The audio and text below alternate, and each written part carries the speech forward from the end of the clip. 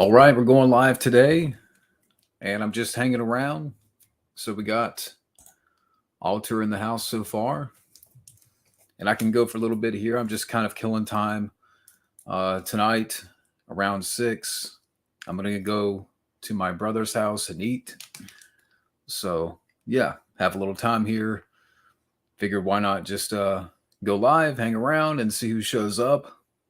So, yeah, I got my water. But I am done with the requests. As a matter of fact, I think my review for the Banana Splits movie should be up. Let me see here. Yeah, so for Bobby, um, if you're watching Bobby, my review for the Banana Splits movie is up, and I am done with the requests. So, yeah. Yeah, I did hear about that. Not that I really care, but yeah, apparently Terrifier 3 is going to be Christmas movie. Again, I don't really care one way or the other.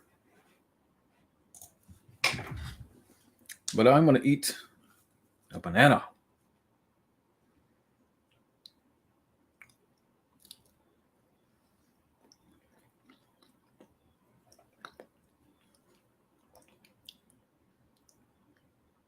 Anyway, yeah, I've never seen the Terrifier movies, and I don't care really.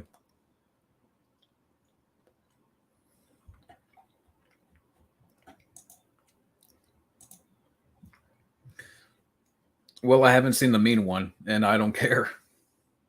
I mean, come on. We don't need a Grinch movie, whatever that slasher based on the Grinch. We don't need it. It's not needed. It's not wanted. Don't know Under the Boardwalk. Isn't that a song though? Under the boardwalk, boardwalk. Is that what you're talking about? I see. I don't know nothing.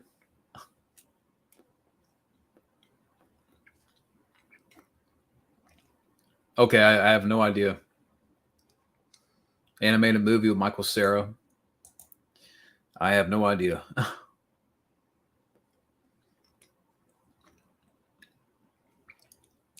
I think we'll see what happens, but I think Matt Thomas may show up.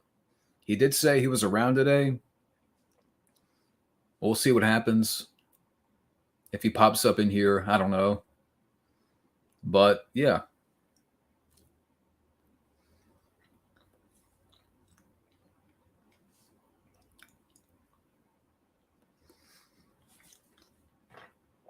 On a side note, I am going to a concert in February. I am going to a Journey concert, which I've been wanting to go for a while, and I haven't been to a concert in years. So it's going to be nice. I got a couple of tickets. So, yeah, like some stuff is new to me, like service fees. That just tells you how long that I've been to a concert. That they're going to add service fees, and then like if you want a parking spot, you have to pay for a parking spot. I mean, I understand like parking, like paying for parking, but what I went through is like they want an extra $90 or whatever if you want to reserve a spot around the arena. Again, that's new to me. Again, it just shows you how much and how long that I haven't been to a concert. Some of these extra things, including, I mean, with the ticket, they add service fees. And on top of that, and I don't think that you have to pay, like reserve a parking spot. I mean, I don't know. We'll see what happens. I'm not going to pay an extra $90 or whatever. But I know there's got to be more people out there. I mean, I know it's a nice day, but like being a Saturday, right now it's, sunny out.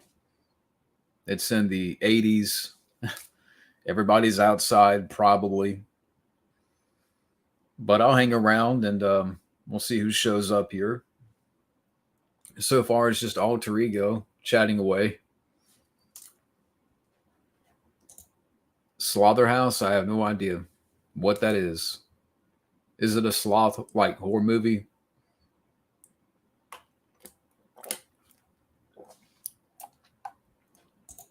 Makes me wonder what killer animal movies they're going to do next. Probably koala bear. A koala bear, or a box of kittens.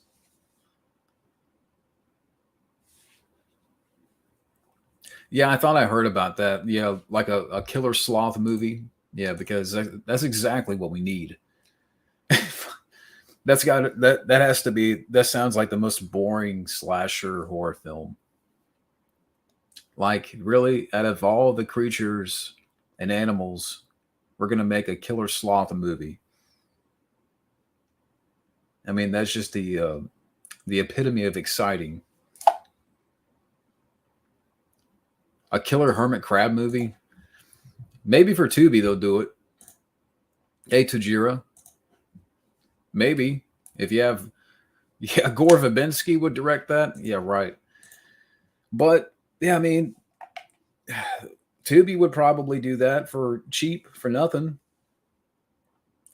If they can make all of these, D grade creature features that you see out there, anything is possible. So a hermit crab, a horror movie, slasher is possible. Anything could happen. Again, a koala bear is a possibility. If they can make a horror film on a sloth, then a koala bear is, um, you know, again, anything is possible.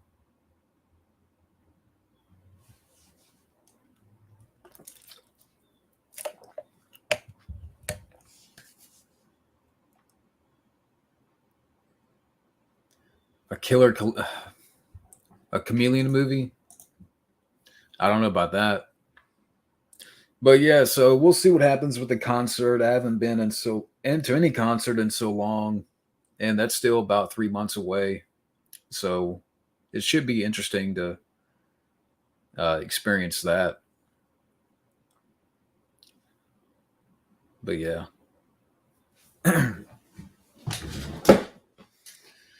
So, hey, Wild Man, how's it going? I'll put the link in the chat if you want to pop in. It's up to you. If you can't, I understand. But I'm just kind of hanging about today. I think Matt Thomas might join up here in a little bit. He did say he was around and he wanted to get up, and he may stop in. I don't know. It could be between now and 1 o'clock my time. But yeah, feel free to come in if you like. Oh, that's cool. I've never seen like the old Godzilla movies.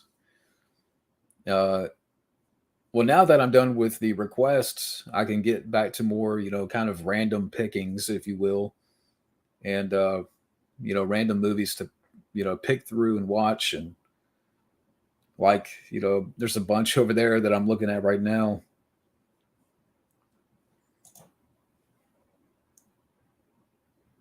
Okay, you might join later. Okay. Yeah, I'm just hanging about, just kind of hanging around here.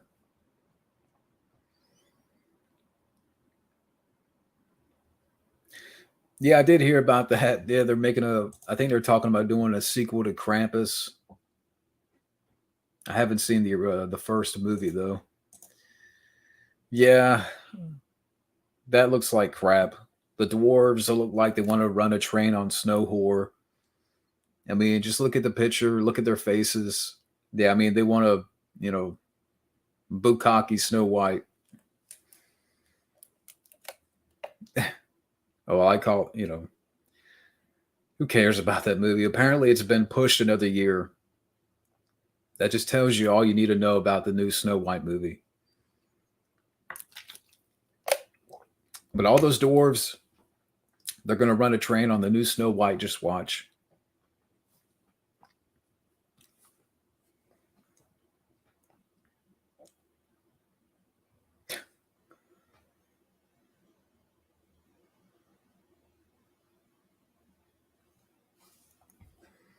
I've never seen Punky Brewster. I know what it is, but I've just never seen it.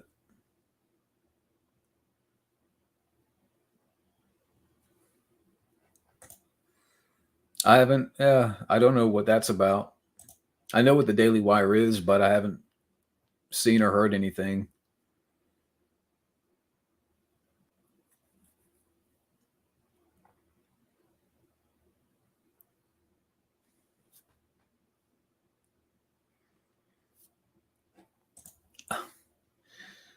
Alter, if if you dream it and believe it, they'll make it. So maybe you should work for Tubi and get some of these ideas made. And a Wile E. Coyote horror movie, it could happen. Why not?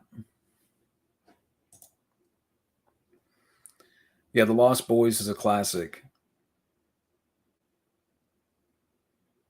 And believe it or not, here's so there's a convention coming up in Charlotte in February. And I think from what they've promoted, Kiefer Sutherland and Jason Patrick is going to be there, but also like Michael Rosenbaum and Tom Welling. And I just bought tickets for a concert that Saturday in Raleigh. And again, this is in February. So like I that convention's in Charlotte, that's a little drive. So yeah. I kind of wanted to go to that convention, but I think I may have because I want to go to a concert, I may have stopped that from happening. Yeah. Yeah, Silver Bullet's great.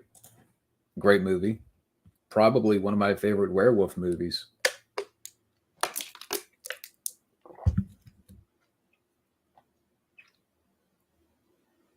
Hey, Junebug. We got Junebug in the house. Hey, Ali.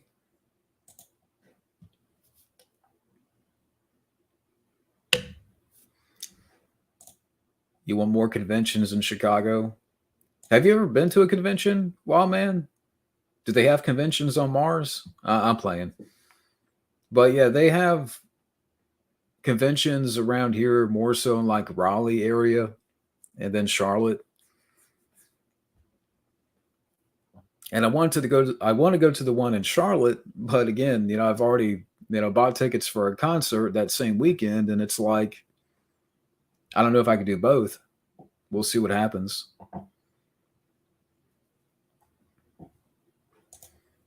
No, I have not seen American Werewolf in London, but I do have the Blu-ray. Maybe that's one that I have to watch here.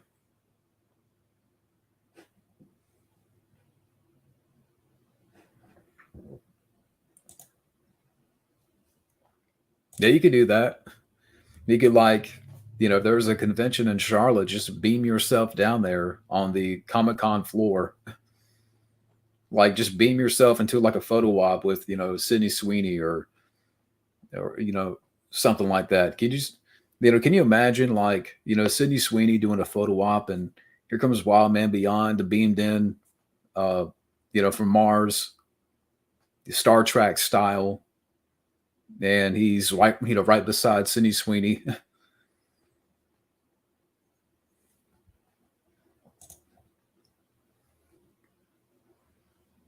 You dressed up as Rambo Rat for life? That's cool. Have you told Matt? I would like to know what he thinks about that.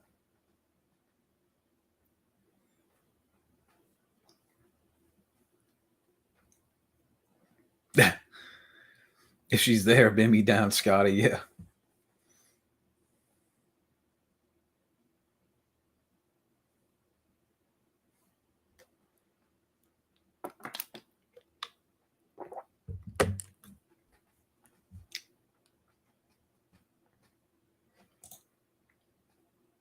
I haven't heard about this. I don't follow South Park much, to be honest with you.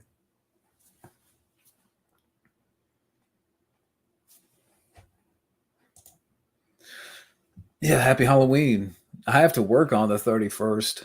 Yeah, I won't be doing anything this Halloween.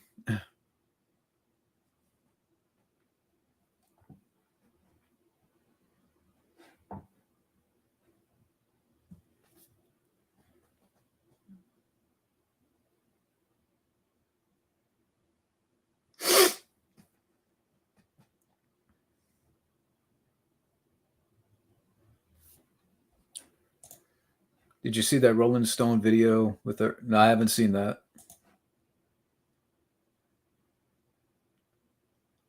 Like what I've watched recently, the Banana Splits movie. Saw that this morning and I did a review, and the review should be up. Sleepaway Camp 2 was fun. And then, the original Time Machine and the remake, which the original was better. Your birthday's on Halloween? That's cool. Lisa Frankenstein, I don't know who that is. Yeah, I did hear about that. They're making a sequel to The Black Phone, which I still haven't seen the first one. Probably House on Haunted Hill.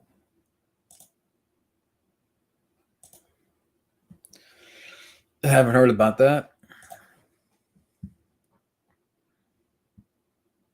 So yeah, Matt Thomas, we talked yesterday about, like getting up, but like somewhere around this time. And yeah, I don't know. I mean, I understand he's been busy and stuff, and he may pop in. I don't know where he's at.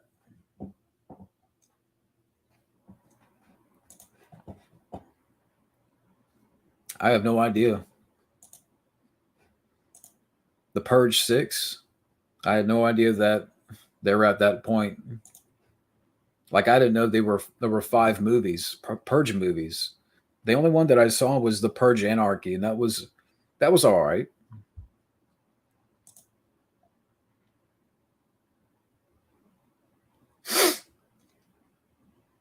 Okay.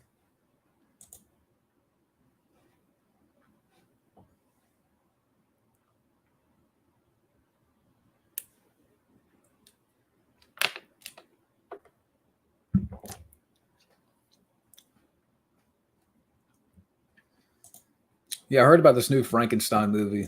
I mean, I don't know what to make of it, honestly. I mean, didn't they try that with the Dark Universe? It's not like they tried that with the, Tom Cruise Mummy film, and that was a disaster.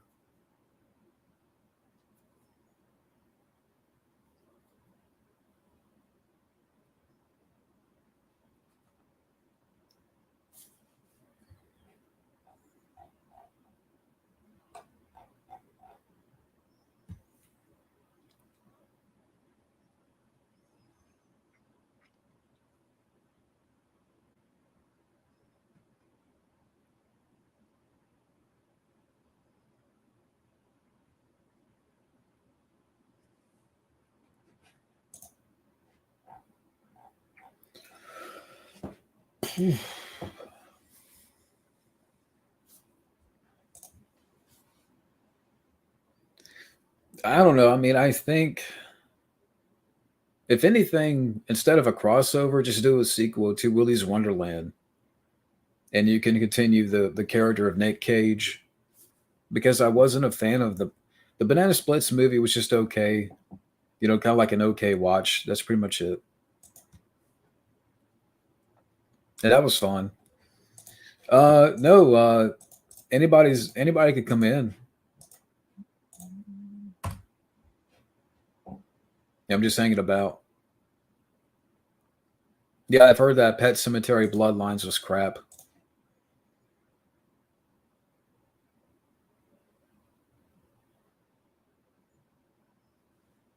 And David Duchovny, what are you doing? Are you that hard up for money that you have to do sequels to The Craft and then Pet Cemetery Bloodlines? How come we haven't seen any sort of trailer? I don't know. Hey, Hey. Oh, there you go. How's it going? Yeah. Okay. Yeah, I'm just hanging around for a little bit. Um, like later on this evening, I have to go somewhere, but I have a little time to kill, and so what have you been up to? Not much. Getting interviews for sit down by the fire. Because just because I've had struggles finding work, and so that's kind of my basically trying to turn YouTube into a job, and um, got a few emailed some people, reached out to some people in the community tab. Hopefully they see it. So Okay, and I see that Alex is in the chat, so he may join in. cool. Yeah, like I reached out to Rambo Raff to do an interview, and OCP. So Okay, and then just one YouTuber that I like. His name's Orange Hat Reviews.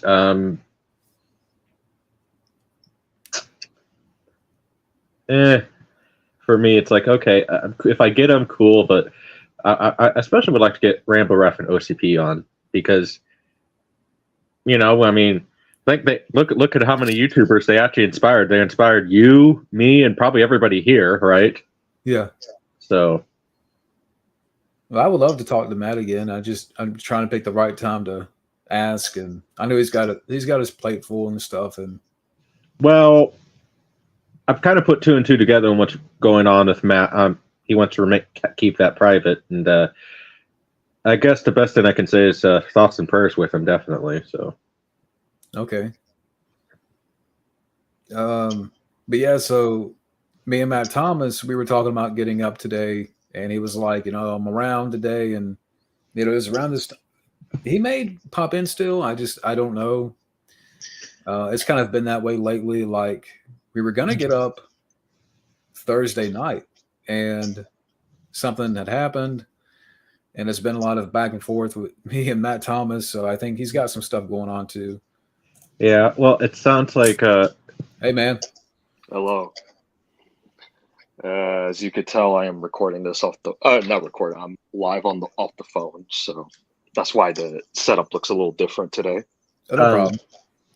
Yeah. Well, hey, if like I said, I mean, if Matt Thomas can't, for whatever reason, can't do the whole, what do you guys call it now? Craven's notes or?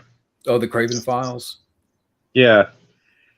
Like I said, I'd gladly be the understudy, so. I mean, I'll ask him. Yeah. I mentioned it to him one time about, hey, do you want somebody to like if somebody would tag in or something? And he's like, wait up for me. And so I'm like, I've been okay, I just. Yeah, well, just for whatever reason, if you can't do it and you just want to, you're like, well, hey, I want to provide the content, can I have an understudy, Yeah. Because sadly, Hollywood doesn't really believe in it anymore due to multiple factors. But the show must go on. Yeah. So I hope he's got some stuff going on, and I hope it gets better for Matt Thomas. Yeah. Anyways, how's Gabo? I am doing well. I just posted about stuff on Facebook about how the alternate versions of what if versions of movies that we can all agree most of us can agree should have been better. Yeah. Yeah. And I sent John a link on one of them on Facebook. Oh yeah, I got that picture. Yeah, it's not just a picture; it's a whole post explaining details. Okay, I'll look at it. Yeah, yeah. The strike is unpredictable. Yeah, it really is. Well, we all know who caused the strike. Do tell. Emperor Iger. Or Bob Iger. I mean, yeah. Do we? No. Call him what he is. He is Emperor Iger. because Palpatine. yeah, he is basically Palpatine. I mean, look what he did to you guys heard how he now I went to business school, so I learned how to sell a little bit. He did one of the most. Have you guys actually heard how he sold Lucas? How he got George Lucas to give him Lucasfilm? What were the details? Okay, first of all, let me just say I don't agree with this type of salesmanship. When you're selling something to anybody, you should come off as genuine, like you actually want them to buy this particular product. Don't come off as this. He invited, closed down the park that day, invited George to the park, bought him dinner, and basically bribed George into buying Lucasfilm. And then saying, well, look, George, you don't have any heirs, that could really run the company. How about you sell it to us? Where, I mean, we already have a lot of Star Wars products in the parks to begin with, and we've had it since 1989. You've had a great relationship with us. Why don't you just sell to me? Sell to me, basically, is how he did it. He just basically manipulated George, and damn. Yeah. That definitely is very suspect, if I have to be honest. And it is a form of sales, but I don't like that form of salesmanship because, first of all, I don't even agree with buying a company outright. Exactly. Yeah. Unless you think and have a firm plan on that you can make the company profitable. And honestly, they have proven that they haven't done that. They have not made Lucasfilm profitable. The only thing they have done to make it profitable is the TV show, but now the TV shows are flopping. Yeah, it's not like how, when Warner Brothers absorbed New Line, that was largely because New Line wasn't doing so well at the time, and they were like, "Fuck it, we have to merge." That's it to a little bit. The truth is, Bob Shea was going to retire, and he did not. And he did not have a worthy successor to take over New Line, so he actually just sold to Warner Brothers. So, because they were still getting money from Lord of the Rings at that time. Oh yeah, they were. Yeah, but some of the movies they were making are between 05, 07 were not doing so well, anyways. Yeah. Well, Lord of the Rings was still making a lot of money at that time. But that was before that period, though. It was, but do you like this comment? A hungover university student who overspends money with no plan or secondary school. Yeah. So, but yeah, Emperor Iger, as I've been calling him now. Yeah. Or so I've heard some people call him Caesar Iger, but I'm like, hey, if you actually know your history, I support why Caesar became emperor. Because basically he did all this stuff for Rome, and then the Senate ordered him to kill himself. So then his response is no, and he went to take Rome. Then, and then he got stabbed 23 times. Yeah. I support Caesar, what he did. Because I'm like, I mean, that's gonna be my response too. Like I said, I do plan on taking Junebug Films public when it becomes a business and everything. And guess what? If I, for whatever reason, get voted out of the company that I started, it's like, well, I'll probably sit there be like Caesar. The die is cast. Okay. Over your dead body, right? Right. You're basically, I'm going to have to be taken out of my company in handcuffs. Because I'm not going. It's going to be. Yeah, it's so. That's what I'm saying. Because I built this. Oh, and he dropped. And it happened. You spoke too soon. He spoke too. Yeah, they got to him. Yeah, I think Bob Iger was listening. He said, "Get this motherfucker." I'm sorry, Junebug. Yes. I think you were bugged. Oh, yeah. Glitch in the Matrix. Yeah, you've been hacked. Have you seen the new Goosebumps? No, I haven't. I haven't heard too many good things about it, anyways. Yeah, it didn't look that interesting to me. So while you're here, I guess I can ask, man. I don't know when's a good night, but if like next weekend, if we do Mortal Kombat Annihilation, That sounds great. Ironically, I just got done revisiting. Oh, he's back. he's back. I don't know what happened. Emperor Iger must have tried Yeah, to take me out. that's what we were speculating. Yeah, you got booted out. So it's okay. I had to meet my two friends. Oh, okay. So that was it. Yeah, Off the corner.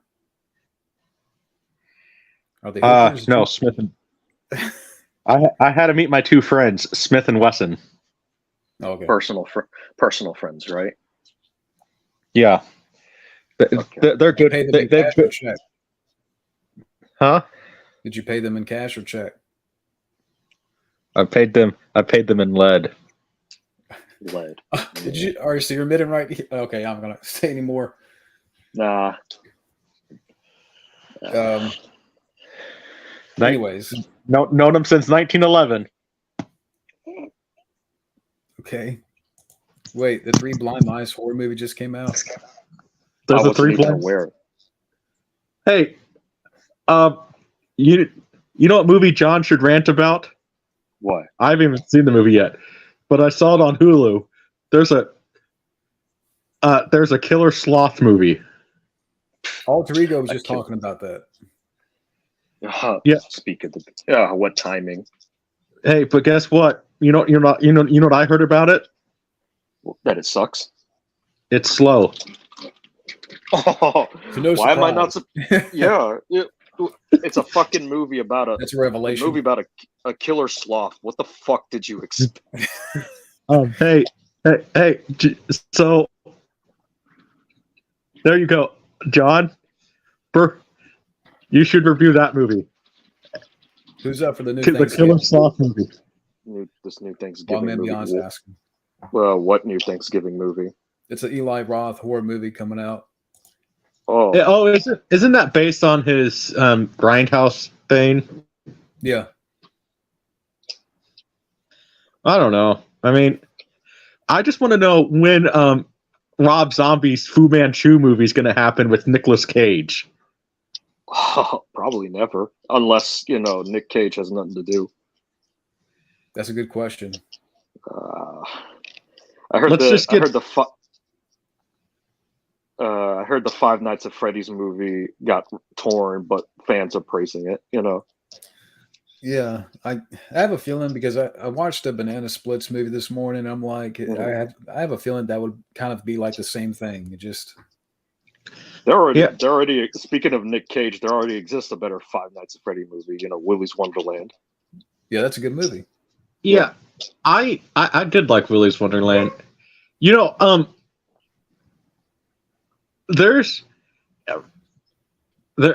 I love all this stuff though about like the horror movies versions of Chuck E. Cheese. What they should make a movie about though is a horror movie based on how their pizza sucks. Like, how do you mess up pizza? Attack of the Killer Pizzas. I haven't had any Chuck E. Cheese pizza. Oh my god! I had pizza like about 2 days ago, and it was good, by the way. Yeah, well, you suck. Okay, when you make better pizza than Totino's, and Totino's is actually good pizza, it's just cheap pizza. Yeah, but, I mean it's one of those like dollar pizzas, right? Right. Yeah. But Chuck E. Cheese pizza compared to Totino's, I mean, that's like comparing, that's like comparing gold and poop. You know, Yeah. like Golden shit. Yeah. yeah. Well, it's like well, How many holiday? Too many What? to count. Alter ego. Too many to count. Oh wait, yeah, we're just waiting for that a Killer Hermit Crab movie. Killer hermit crab. Well, I mean, we've had killer crab movies, just not killer hermit crabs. Hermit crab. Who would be Isn't- like the star of that one? Fuck. Not Neil Brennan. Not Neil Keanu Brennan. Reeves. Keanu Reeves. Fuck. Keanu Reeves versus Killer Hermit Crabs. Yes, as long as he goes John Wick with the hermit crab. That'll be the fifth one. The John Wick movies. Yeah. Yeah. Showbiz Pizza before Chuck E. Cheese. Yeah. Aren't those? Isn't that a different? Isn't that separate though? Showbiz Pizza and Chuck E. Cheese. Yes and no.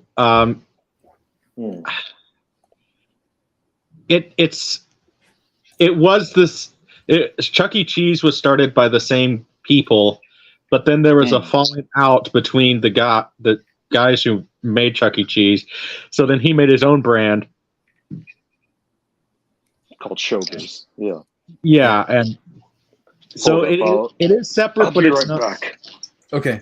It is separate, but it's not separate. There's legal reasons why it's like that. How would you rank the Romero zombie movies? I'm right here. So The Dead. So let's see. Diary, Survival.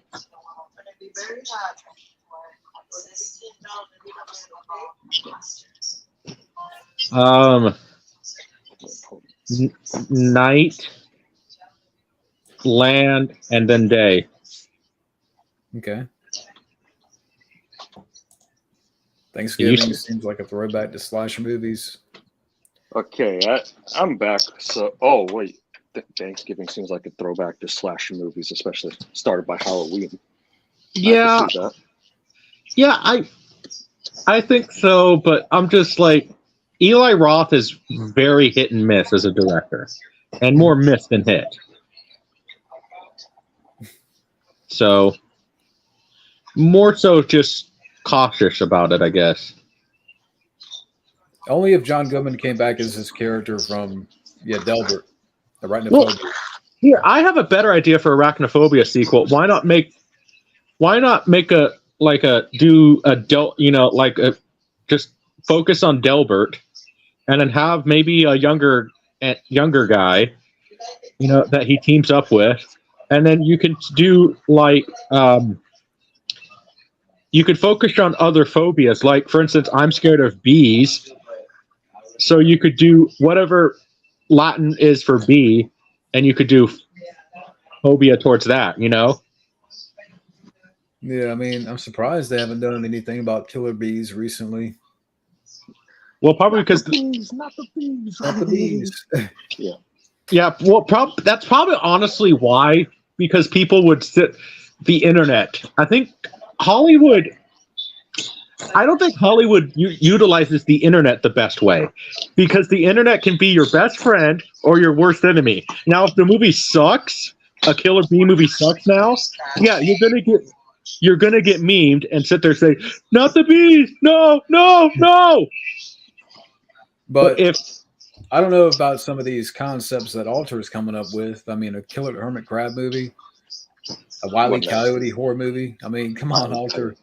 I don't think Warner Brothers would be eager to do that kind of stuff, John. Yeah. Maybe in two. I mean, we're probably going to get a Bugs Bunny horror movie in 2035 when Bugs Bunny becomes public domain. Mm-hmm. Shit. Actually, wait a minute. Hey, here's a concept for you guys. You could do a horror movie based on a few Looney Tunes characters that are about to be public domain. Oh, yeah. Bosco. Okay, so Matt Thomas may pop in here. I kind of let him know they were kind of chatting around, and so Yeah. we'll see if he pops in. Do you guys remember that one, Bosco? No, I don't. That Looney Tune? Okay. When I was a kid, I didn't know any better. You know, I just thought he was a monkey. Turns out he might have been a little boy, but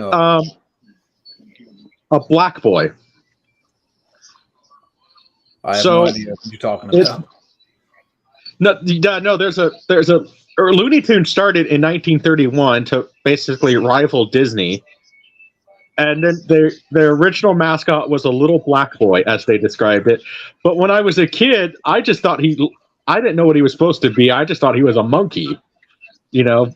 But his name is Bosco. Yeah. And if I look like I'm eating something, I'm eating an empanada that my mom made. Oh, no problem. I'm talking of some things here.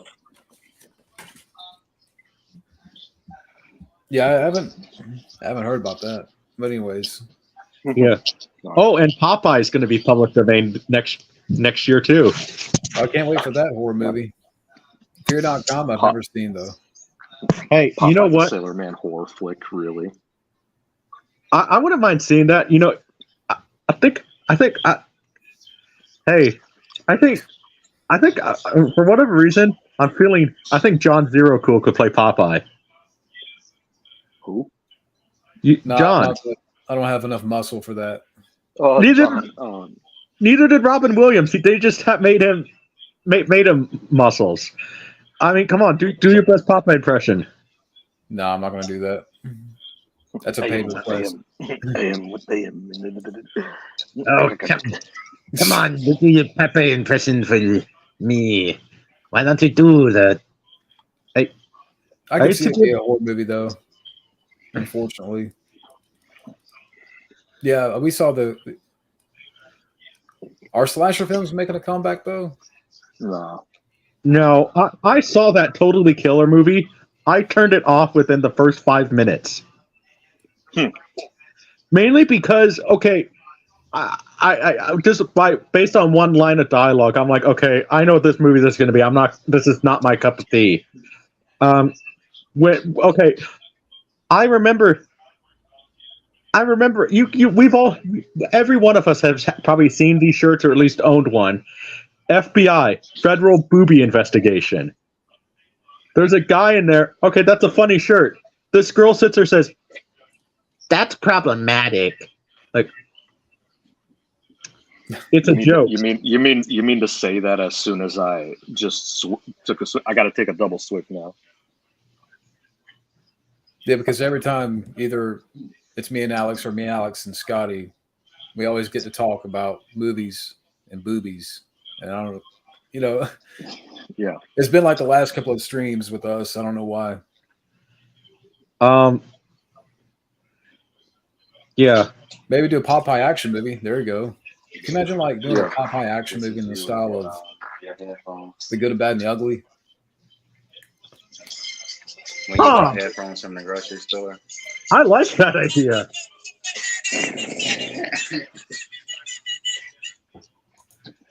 I have no idea. I haven't seen what that movie Wild Man's talking about. What is he? Total. Oh, yeah, no, that's what I was just talking about. That Totally Killer movie. I didn't like it. Like it was just. So it's a time travel movie. She goes back in time to the 1980s, and like puts like women who think a certain way in the same terms as the 1980s, and I'm like, no, listen, shut up. You just want to tell this girl to shut up, because I get it. Like, there's stuff we don't say anymore, but like the shirt thing, like it's a funny shirt. It's that one just got me. Like, no, I know what type of movie this is, and I'm not going to watch this. So, Robin was born to play Popeye. Should have won an Oscar. Who won? Who won that year? Popeye came out. I got an even better question, John. Did critics even like Popeye enough for that movie to get nominated? No. Exactly. What was the box office? I don't know. It flopped. Yeah. Made 49 million. And how much was the budget? The budget was budget was 20 and it made 60. Hmm. So it made a little Bob. bit. So it broke even. Yeah, the film grossed $6 million on its opening weekend. Earned $50 million in the U.S., more than double the film's budget, with a worldwide of $60 million. So it wasn't really a flop, you know. It sounds like it just broke even then, you know. But on home video, I mean, it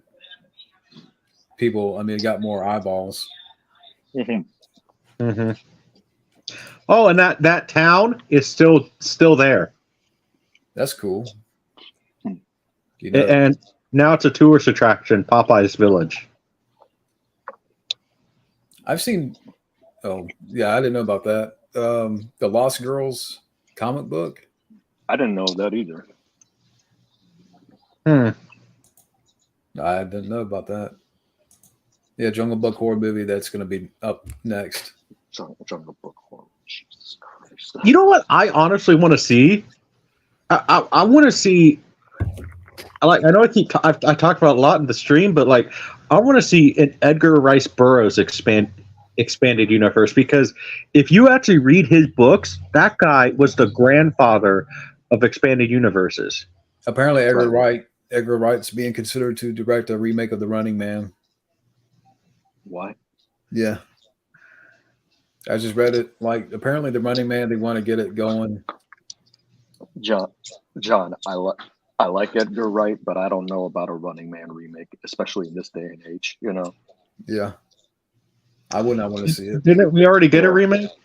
It's called Hunger Games, Squid Games, Battle Royale. Yeah, we already got a remake. We had a couple of remakes. You know what? Here's my pitch. Instead of doing something like that, why not make a better Rollerball remake? Yeah, do that. And get Keanu Reeves. I don't know who you get as the lead guy, but like, I mean, I know like Keanu Reeves was considered for the lead originally. Well, because the lead guy in the remake is like the diet version of Keanu Reeves. Chris Klein. Yeah. Originally, I think they were going to get Keanu Reeves, but at that time he was filming The Matrix. I don't care as long as Paul Heyman comes back. It's funny. No. I know what you do with the Rollerball remake. You get, because she was probably the only good part in No Time to Die, get Ana de Armas as the lead and make her like a real female action star, and take notes from Ripley and Sarah Connor. Maybe. What were you gonna say, Alex? Yeah. I was gonna say that Chris Klein, unfortunately, was in Street Fighter: The Legend of Chun-Li, and he sucked ass in that film. Why is it that he's not good in anything besides American Pie? He was not good the right man. He was good at Benchwarmers too. Yeah, but that's like comedic stuff. We're talking like, branching out beyond that. So, Benchwarmers 2 was actually pretty funny. I actually did enjoy that one. Apparently, Kiefer. I know. Allman says here Kiefer was going to come back for the Lost Girls comic book sequel. Huh? Is that true? No running. Yeah, exactly. I know. I know who's definitely not coming back for any Lost Boys sequels. The Corey. Yeah, I was gonna say box office poison. Corey Feldman. Yeah, I've seen some recent videos, funny videos of Corey Feldman on stage. Man, if only I could share it here. But there's like it's like very quick where he's on stage and he's getting ready to sing and like he bumps his face into the microphone. Just like that. Yeah, like he hits himself right here with the microphone. He's getting ready to sing and Corey Feldman just bops his face with the microphone. He must have been drunk. You know? Okay. Here's my question with Corey Feldman. For a short little man, he must be packing really good, because how do you get a hot woman like that as your wife? I mean, have you guys seen his wife? I thought they were separated. Are they separated now? I could care less, to be honest. Yeah, well, all I just, hey, if that's the case, then okay. I know I'm after one particular girl here, but if Corey Feldman's wife calls me, sweet, because damn. No, I wouldn't want that because they've done probably cocaine. Exactly. Yeah, I wouldn't want to mess with that either. Exactly. Oh man. I mean, hey, she could. Any girl that could play guitar, who's a 5'10", platinum blonde with blue eyes, cocaine or not, sweet. I ain't risking that. I hope Corey Feldman's not listening. You might get booted again from the stream. Yeah. Okay. I got. Box office. Oh, Well, Corey Feldman. No. So there's a box office pool. What celebrities? Which one? Jai Courtney. John Courtney. Yeah. God, what's his name? all right, Corey. Are we ready? What the fuck? What are you doing with that, Junebug? It's my Rambo knife. Your Rambo knife. He's going to say you're part of the wolf pack. Corey Feldman. I don't believe the whole story too about him being attacked by the wolf pack, and that was stupid. Did you ever see that documentary? No. I believe some. Okay, I'm going to say this with Corey Feldman. I know am I not, no, am I not covering my butt, but I do believe that some of it is true because based on some of the evidence. But I also think that Corey Feldman embellished some of it too, because the whole thing with Charlie Sheen, I do believe, because of evidence with court cases, the court case between why him and Denise Richards got a divorce, which, by the way, divorce records are public records. Go look them up. Yeah. So I do believe the whole Charlie Sheen allegation. I mean, as far as like some of the other people, it's like that's been proven, but I think that he kind of embellished a lot of it. Like, okay, listen, there are people like that in Hollywood.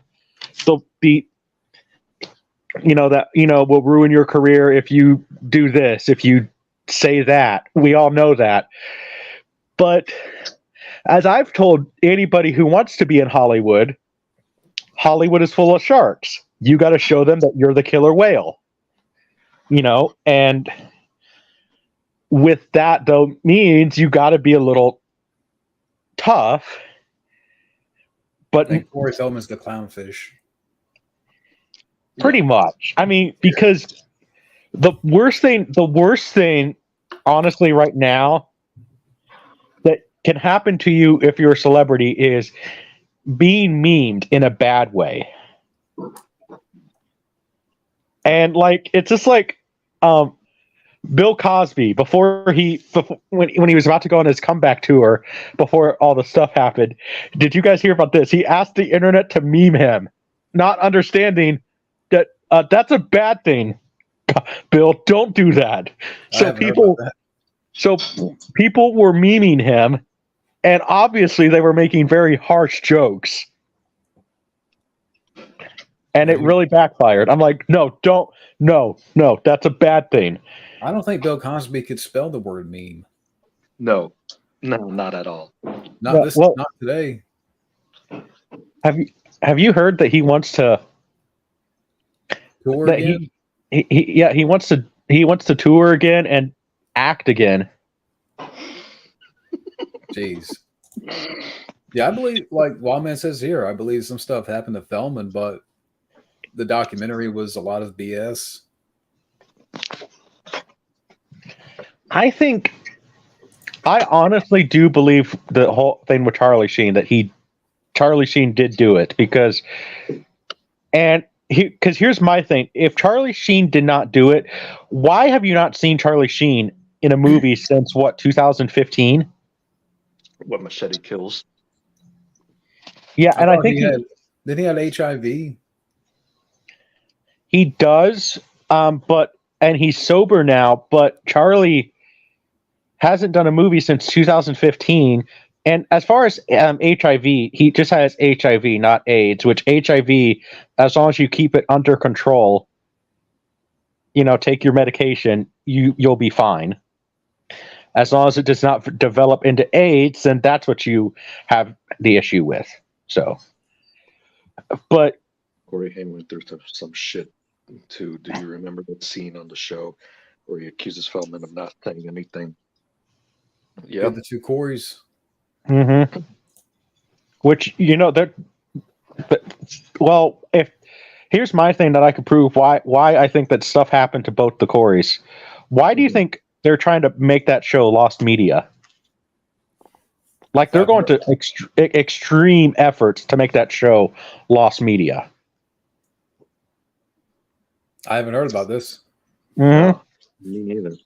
Well, like you can't find that show anywhere on streaming or anything, and if you post it on YouTube, the YouTube bots immediately take it down. Are you talking about the two Corys? Yeah, the TV show that they did. Oh, so you can't find anywhere? Like not even... Nope. Not even YouTube. Huh? Yeah, because YouTube, from what unless it's up now, but YouTube, it's one of those shows where they will immediately take it down. Huh. I haven't heard that.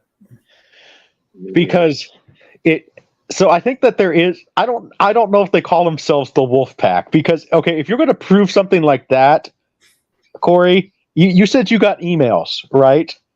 And I believe that's what he said in the interview, right? NWO Wolfpack is going to come after your candy ass. That's what's going to happen. Yeah. Yeah. So if you get emails like that, and you're making a documentary, save the emails to show them in the documentary, right?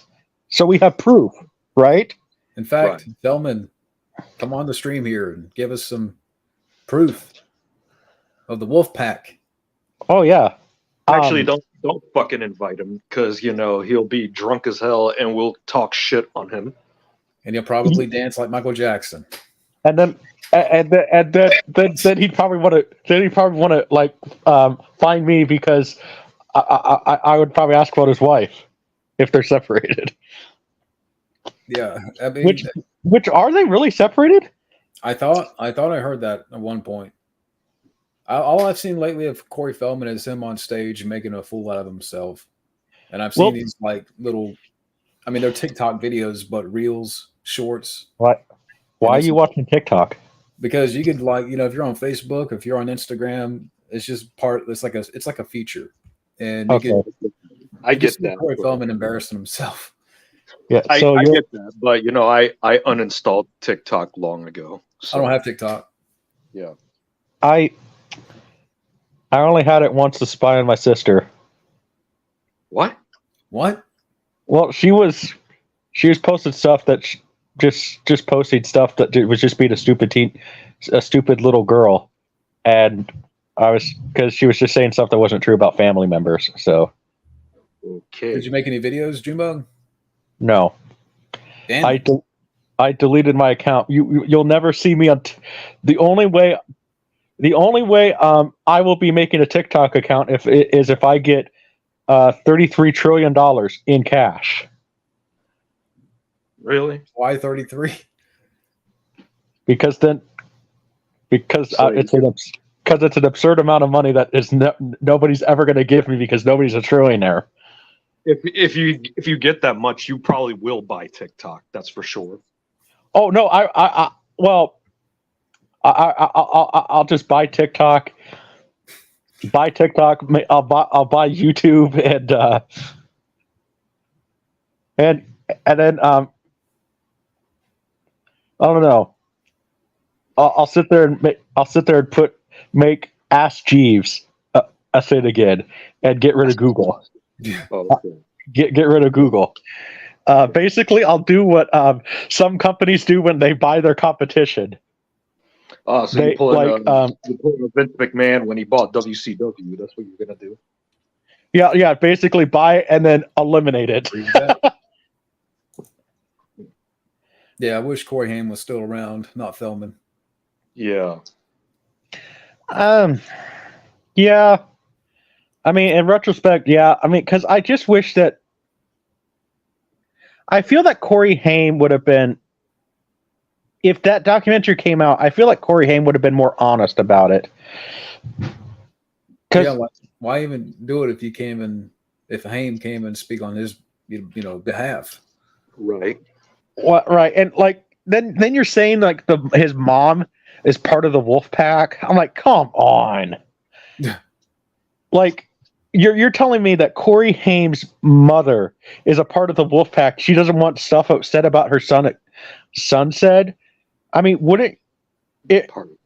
I mean, but part of the wolf pack, and we're fucking D-Generation X. That's what we are. Yeah. If I'm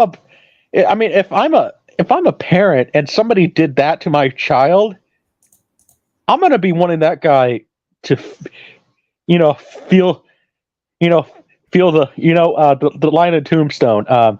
You want the thunder? Hell's coming with me, or something like that. I would say if you want to hear all of that and so the child actor Scott Schwartz, who was Flick in A Christmas Story, he knew Corey Feldman, both Corys really well, and he was interviewed, and it's on YouTube somewhere. But he can break it all down to you on why Feldman is a joke and Well, what's that? Isn't Scott Schwartz the one that did porn? Yeah, he's the one that did porn. Yeah. Okay. I mean, but something about how when Corey Haim died, Feldman went to his apartment and wanted to film an episode of The Two Corys, or something about he wanted to film the funeral. Yeah.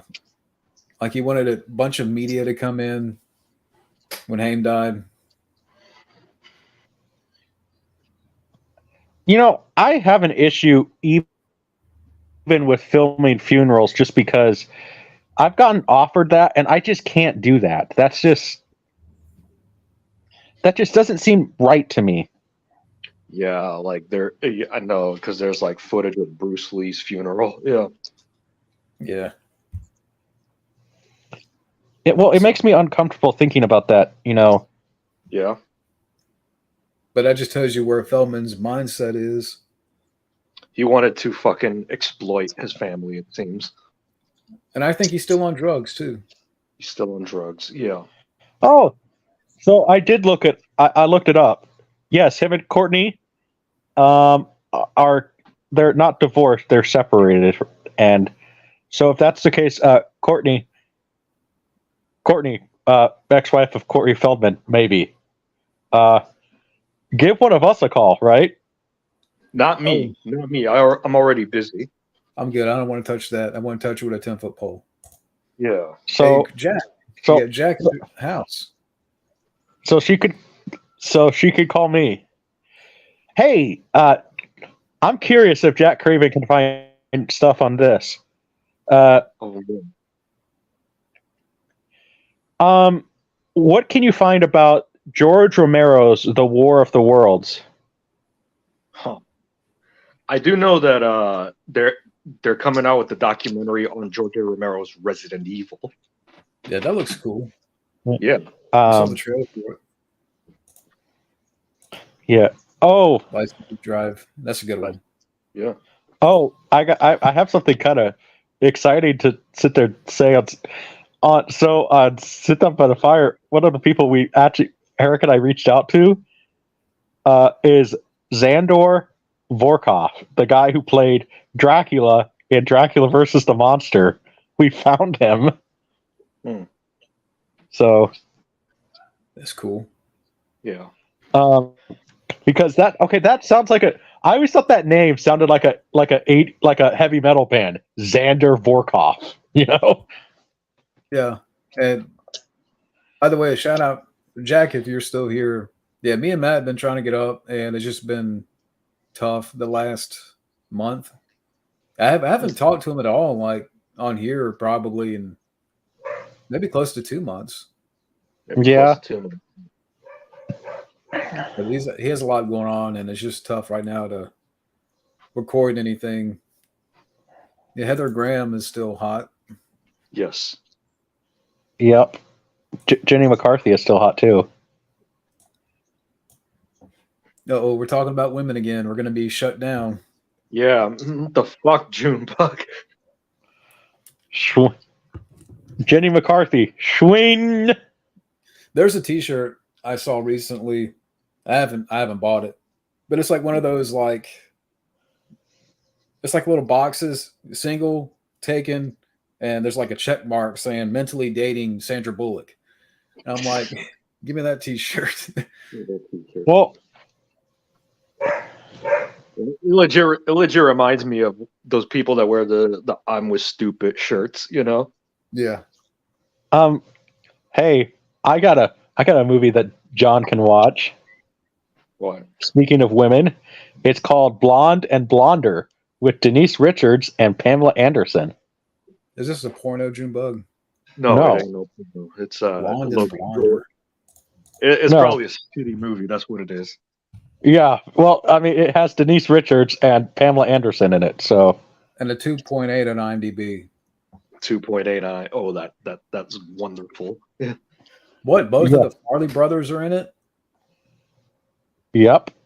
Chris Farley's brothers. Yeah, both of them are in the film. Kevin Farley and John.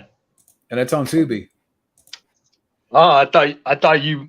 For a second, I thought you meant the Fairley brothers. You know. Oh, What? Did it sound like What? I said fairly? No. I just. That was the first thing that popped into mind. Why do you think Kevin Farley never had that big of a career? Probably because he was traumatized over Chris's death. I think he's okay, but I don't know if they ever saw like As good as that Chris. same level. Yeah. Well, look at Jim Belushi then. You know, I think that's different. But Jim Belushi's been in some he's been good in some stuff. Kevin Farley's yeah, I just find it interesting that Jim Belushi had an actual pretty good career, and then Kevin Farley and John Farley, none of them really had like major success. I think it might have to do with talent, like John was hinting at, and picking the right projects too. Yeah. I think a lot of it is picking the right projects, because the only thing that Kevin Farley is probably known for, I mean, aside from being the brother of Chris Farley, wasn't he like in a shitty boy band? Who? I would never would have guessed. Kevin Farley, I think, was like in a shitty boy band called Together, where he was supposed to be like the old guy in the group. I haven't heard about that one. Yeah. But did you guys hear about the I had a feeling this was going to connect to Sydney Sweeney. Yeah. Did you guys hear about the so I was watching a documentary about Chris Farley with all of his brothers and his sister too, and they were just like talking about like what their family life was growing up. So 4 boys, and this was kind of before video games and stuff. So they would sit there, and it would be like they would play games with each other. I mean, John, you grew up with 2 brothers, so you could imagine having a couple extra brothers what games they would play. if they were bored. So like they said, they would play like, "Does this hurt?" and do stuff to each other, or they would dare each other. But Chris was always the fearless one that would do anything. Like one time, I guess they dared her to run around the block naked, and I guess here's Chris. Chris at 8 years old, just running around the block naked. There was that Chris Farley documentary. Was it I Am Chris Farley? Was it? Right. That was, I mean, I used to do stupid stuff like that too. My brothers, we used to like, we would tie like action figures to fireworks and stuff like that. And shoot 'em off. so, John, you did like some straight up Sid from Toy Story kind of shit. Yeah. No, I mean, well, I did stupid stuff like that too, but I mean, I just had older cousins. One time, in certain states you could get them, but some you can't. In South Dakota, you could get M80s. Oh. I wasn't aware of the Creep Show series, to be honest. Yes, so I've seen a little bit of the Creep Show. So one of the things that we decided to do, we would play games like G.I. Joe versus M80.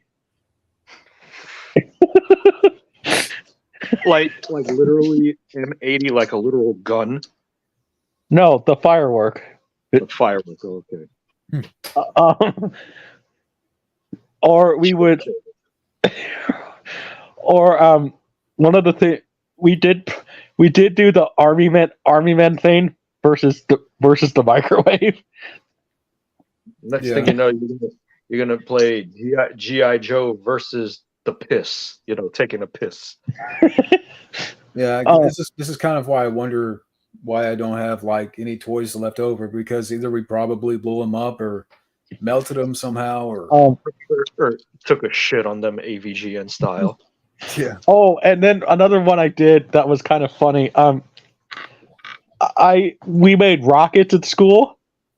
Water, like water rockets. I duct taped one of my action figures to the rocket because I thought it'd be funny. And then we decided to. My cousin then decided to see if he could actually launch it like a real rocket. Well, we did do that with a few fireworks, and we couldn't find the guy, the action figure that was attached to it. It was already. Did you ever take like a number of balloons and tie them to an action figure and let them go? Yeah, that happened. I did that at one point. I did that. I did that at some point. Well, at least you're honest, Declan. Yeah. All my childhood toys got destroyed by me and a friend of mine. Yeah. Yeah. There's some toys that it's like looking back. I wish I still had. Like, I had a Luke Skywalker figure that really looked like Mark Hamill. And you lost it.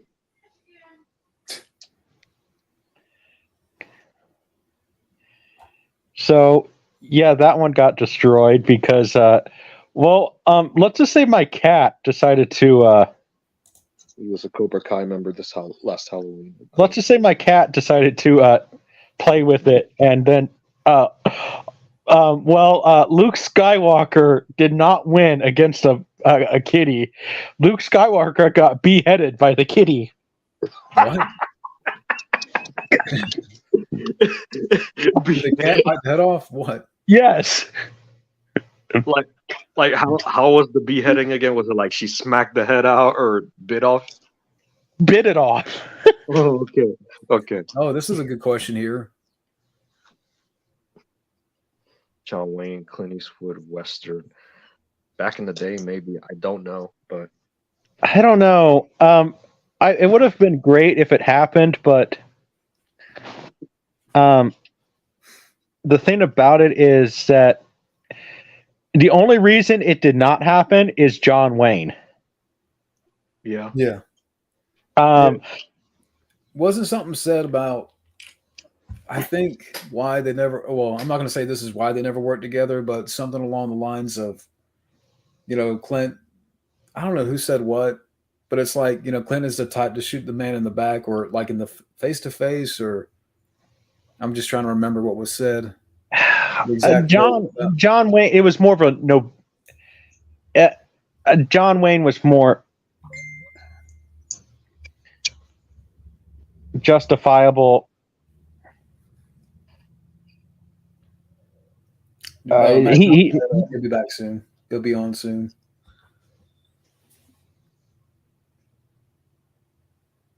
What happened? Oh, Matt says that yeah, he's getting his rabbit some food and then he'll pop in a little bit. Yeah. Junebug got silent for a moment. I think Corey Feldman's been listening. Corey Feldman's been listening. He knocked him out and tied him to the chair. No, Yeah. I had to send a. I was sending a text message. Okay. Oh, by the way, to answer your we could keep talking about that question, but Jack Craven is answering your question you asked earlier about the War of the Worlds. Many unproduced Romero projects. I do believe there is a script for it somewhere, maybe in Romero Archive in Pittsburgh University. Mm-hmm. I know someone involved in documentary of Romero's Resident Evil. This one's going to be a much. I look forward to it. Yeah, well, I would just want information on that War of the Worlds project, but just because from what I've read, I don't know if what I've read is true or not, but like it was basically going to be a sort of a set in one location, and it would be more of a horror movie where you see sounds, but it would be basically like Night of the Living Dead, but with War of the Worlds. And from what I've heard, now this is what I heard, the cast would have been astronomical at that time. So we're talking Charlton Heston, Kirk Douglas, Tatum O'Neal, Walter Matthau, Henry Fonda, and then apparently he wanted Pink Floyd to do the entire soundtrack. Wow. So we're talking at least at that time. Cool. Okay. We're talking at least at that time, for that cast alone, plus the special effects. I mean, I'm assuming at that time he would have gotten like, Industrial Light and Magic to do the special effects, I'm assuming. So we're talking at that time at least $100 million budget. Yeah. Just for Charlton Heston and Kirk Douglas. I mean, yeah, they weren't huge stars at the time, but they were box office draws. Yeah. And Charlton Heston and Kirk Douglas, they had a rivalry. So they like Kirk Douglas would have been like, I want top billing. Charlton Heston would be like, I want top billing. Oh, so does this go back to the whole Clint Eastwood, John Wayne thing? Well, here's a random question. I don't know if Junebug's ever seen The Villain with Kirk Douglas and Schwarzenegger. Yes, I have. Do you like that movie? I like Anne Margaret in it. Yeah, it's a goofy movie. I like Anne Margaret in it because I like Anne Margaret as an actress, which how is it that woman at 80 years old looks the exact same? Yeah. Which by the way, have you heard this? She said she wants to do this before Sophia Loren dies, but she really wants to do grumpy old women. Who would be that nowadays? Like if you would cast that now.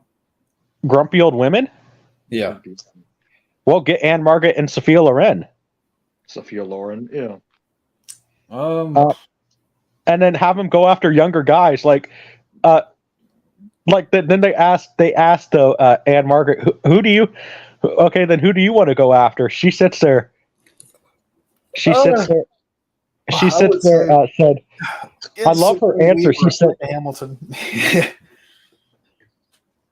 See, Well, I would just want to. I just want to see it with. I think it'd be kind of unique to see it with Sophia, Anne Margaret, and Sophia Loren, and have them go after younger guys because you could.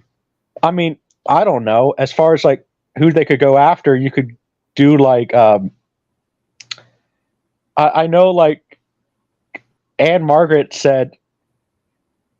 I'm surprised this is just not headline news. She said Brendan Fraser, since he has a comeback right now. Says I would go after Brendan Fraser. They would probably go after Channing Tatum. maybe. John, you're thinking extreme cougar, right? Well, they're old as hell, right? Yeah, 80 and almost 90. Yeah. Do you remember? I mean, Wildman's asking about the Paul Newman, Steve McQueen. I wouldn't be surprised. yeah, well, apparently that was more one-sided. More one-sided. Steve McQueen was more so the instigator of the rivalry. Right. And Paul Newman was genuinely nice about it. Yeah. Well, I'll be right back, guys. I gotta use the bathroom. You keep I talking. think Paul Newman just didn't care.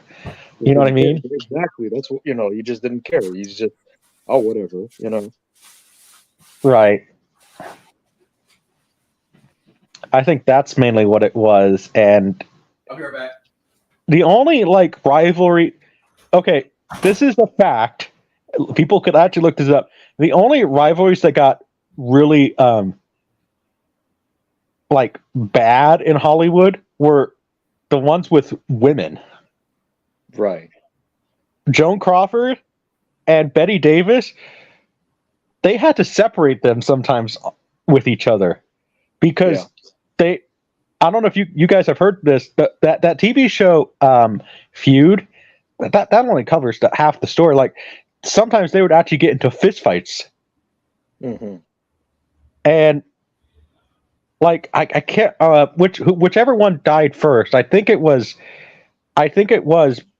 Joan Crawford. You know what Betty Davis said when she died? Something really nasty, right? Yeah, during the an award show when Joan Crawford died, she sits there and says, "The bitch is dead." Fuck. Like, wow. I mean, and like and then Olivia de Havilland and Joan Fontaine. Oh my gosh, like those were sisters. And they got into, so they already had a rivalry to begin with because they were 1 year apart. Yeah. But then you involve Hollywood in it, and oof. They got so it got physical. They would sit there and like apparently during Christmas times, during the holidays, they said that family members had to make sure that they were not even in the same room. Right. Because they and then during the academy, and then like I know whichever one got married first, she sits there was upset that her sister got married. Mm-hmm. It was just like everything they did was a rivalry, and it's like so usually women are the ones that are have the most rivalry in Hollywood. A lot of the guys who have rivalries, like it's more just friendly competition. They don't really care. Like I think Stallone and Arnold. Well, Stallone and Arnold, I guess, at the beginning of the careers, they did have a bit of a. It was not very friendly, but then they became friends later in life. Of course, yeah. That's what I was trying to get to. The only one that I know that got really physical is Bruce Willis and Mel Gibson. Wow. But with Mel Gibson was an alcoholic at that time. Yeah. And Bruce Willis was just an asshole. So and so yeah, that's the only one that I know of really. But what are y'all talking about? Hollywood rivalries. Hollywood rivalries, feuds. Yeah. Like here's some. everybody in the chat, don't tell John. Here's some trivia for John. What did Betty Davis say when Joan Crawford died? I've heard this before, but I forgot. The bitch is dead. That one just is just like, wow. Like, I understand, rivalry, because rivalries are actually a good thing. They can kind of, really, elevate your career in a negative or positive way, depending on how you look at it. Yeah. But then to sit there and say something like the bitch is dead when one of them dies, it's like, wow. Speaking of, well, this is a random thing. How many of you guys have seen this? Let me see if I can get it up first. The picture. I'm sure Gabbo's seen it, but I want to get, for the 5 people that are watching, here you go. I got something for you. What's Wildman doing? Let's get him on here. Oh, Jesus. Yeah, I saw that. So that's the Snow Brown, right? Yeah, the Snow Whore and the 7 dwarves. That just doesn't even look real. You know what I mean? No, but I know it is. It looks like Uncanny Valley, People have actually criticized me. It's kind of funny because I said that Snow White Rachel Ziegler does not work as Snow White. Even Brett Cooper does not work as Snow White. Because, first of all, Rachel Ziegler, it is literally described in the book that her skin is as white as snow. You can't tell me this old man here don't have that, we're going to run a train on this whore. All of them got that look in their face. I mean, wait a minute. That one, he's totally looking at her boobs. Do these fuckers look at this. These fuckers look like reject characters from Shrek. Look at this. He is totally looking at her boobs right now. He is totally looking down her dress. And then that one definitely is. We know that. Yeah. Dopey has that dopey look on his face. That one is too. They're all looking at her. I mean, hey, all I'm going to say, Rachel Ziegler, she is an attractive woman, but it's like that one. But it's like that one girl that it's like you're out drinking at the bar, and then you realize, and then you take her home, and then you realize, fuck. Like but she's about to get the triple penetration from, or whatever. Yeah. Whatever. That just looks. That's it. No, I mean even Brett Cooper. Because the Daily Wire is making a Snow White movie, and I'm like, I'm sorry, I could not see Brett Cooper as Snow White. Because, first of all, it's just more, Snow White, okay, I know she's an actress, but like Snow White has a sweet personality. Brett Cooper has more that like punk girl edge. I haven't heard anything about this one. This new one. No, they're making, the Daily Wire is making a new Snow White to basically rival the Disney version, and they have one of their commentators playing Snow White, but she comes off as this punk girl. Gabbo, you've seen stuff with Brett Cooper, I assume, right? I'm not too familiar with her. She, look up pictures of her. She looks like a punk girl. So you're going to cast a punk as Snow White when you kind of need a. You need like the sweetest, most innocent girl to play her, Like I'm trying to think of some girl who could do that now. I have no idea. You got me on that one. Yeah. We know who Wild Man Beyond wants. I could see Sydney. Here's the thing, John. Sydney Sweeney looks more like a Cinderella or Sleeping Beauty type, to be honest. Yeah, well, you know what? I'm going to say this, and this is the only reason I'm saying it is because I've only seen her in the reality show, because, yes, I did watch it. I'm going to say Scarlett Stallone. Oh. Because yeah, the youngest one, because she does have a sweetness to her. Mm-hmm. I mean, a little bit of an edge, so if they kind of want to go more of a badass approach with Snow White. Hey, Kamen Rider. But I think I could see it because she could she could kind of play both sides. The sweetness, because she does come off as very shy. Like that's what you need. You almost need that shy girl that eventually maybe could become the badass. And I think I could see Scarlett Stallone doing it. How many daughters I have don't know. stolen? Well, I can mention some movie news. Okay. For the people, I mean, feel free to ask questions for people that are watching. We're just kind of chatting away here. Ugh. Let me see.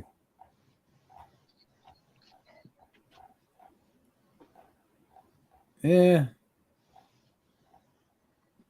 Jean-Claude Van Damme says he's ashamed of his friend's cameo. What Friends cameo? Oh, Like he you mean appeared in the his- TV show Friends. Oh yeah, yeah. He's ashamed. To be fair, he was going through a rough time. You But know. wait a second. What? I think we're about to get wild here. Sweet. I mean, I would be ashamed if I was on Friends too and I didn't get Jennifer Aniston's phone number. or even Courtney Cox. Heck, I'd even go for Lisa Kudrow. Mm. You know, I'd be ashamed too because hey, what the I mean, because come on, if there's anybody that could steal Brad Pitt at that time from Jennifer Aniston, it would have been Jean-Claude Van Damme. You mean if anyone would have stolen Jennifer Aniston from Brad Pitt? Yeah, whatever. You fucking drunk? Henry, That would have Henry gone Cavill, on? the Highlander reboot's moving forward with a rough budget. Oh, no, not the Highlander reboot. $100 million. Well, I hope they could spell one word for the movie. FLOP. No, Yeah. Poison. Poison. Chad Stileski's making it. You're gonna spend $100 on a fucking Highlander remake? Yeah. Why can't you spend that much for a proper Mortal Kombat movie? Yeah. So for people that look forward to the Highlander reboot, Good luck. Only if they cast a worthy enough person to play Ramirez. Like, I don't know. Let's get Jackie Chan as Ramirez. Jackie Chan's for me. yeah, Highlander reboot's gonna suck. Well, you need another action star that could play the part. So get Jackie Chan, Jean-Claude Van Damme, Arnold. As long as you tell him to shut up and not say stuff like "screw your freedom." Yeah.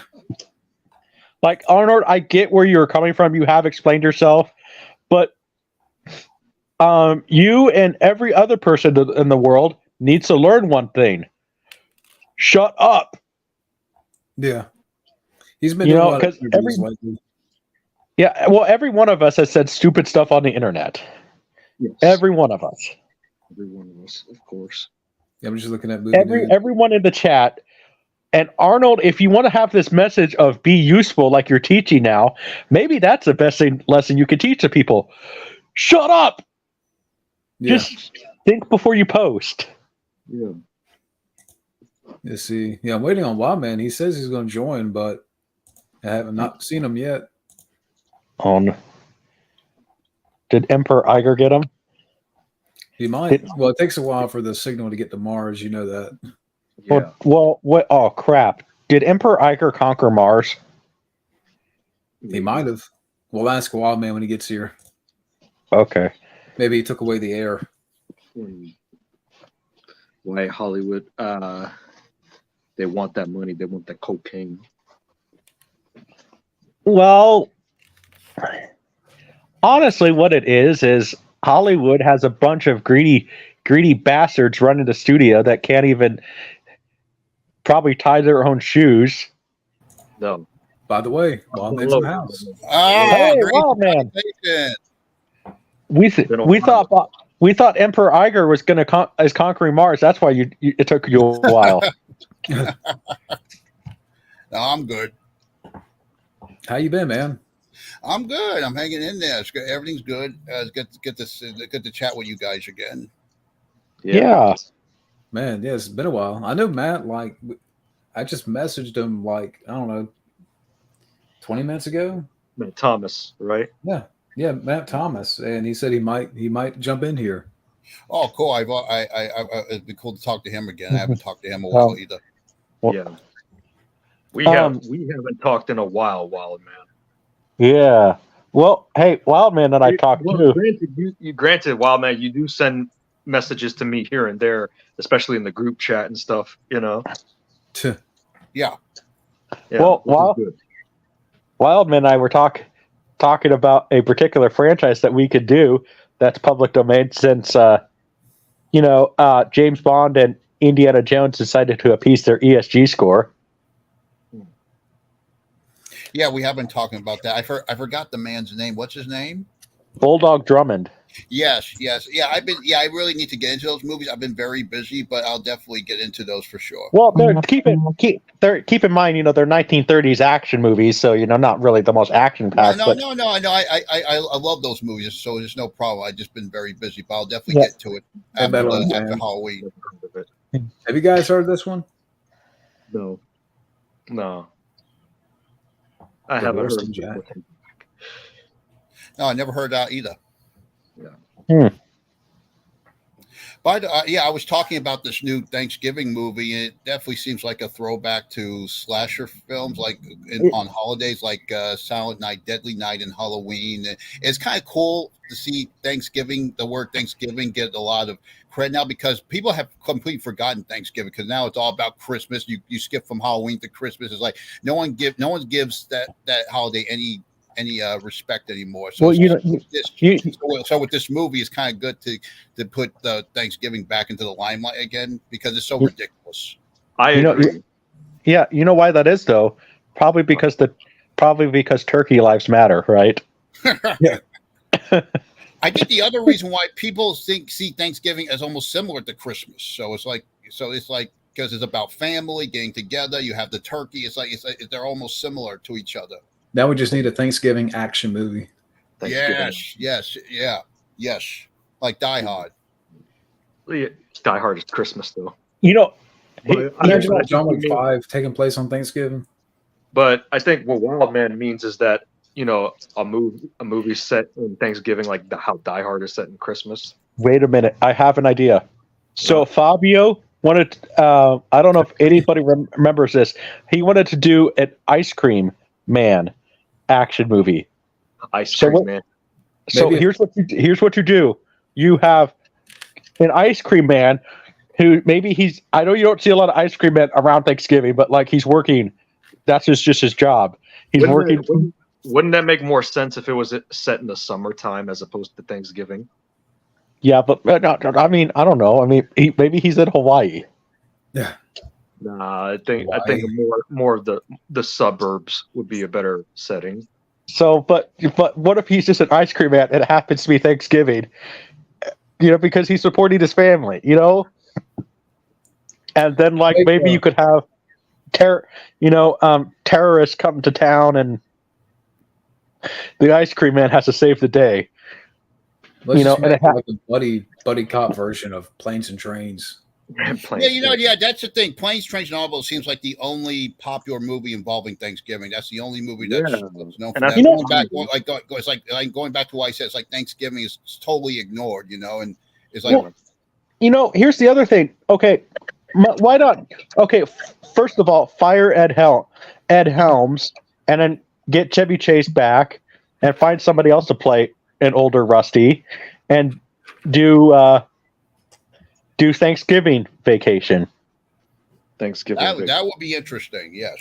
But fire Ed Helms, and sadly, you can't get Christina Applegate because she's in poor health. Favorite movie cliches of all time. I thought she was in remission. She's last I saw she was walking with a cane. Oh. Who's this? Christina Applegate. Yeah, she has MS, right? Yeah. Well, her and Selma Blair, right? Mm-hmm. Oh, did you hear? Well, yeah, she can't even stand that long now. Selma Blair. Yeah, well, Selma Blair can't even talk, and Christina Applegate can't even. Of course, Richard Pryor was like the model, the paper child for that disease. He was like the first celebrity. Did you guys hear this?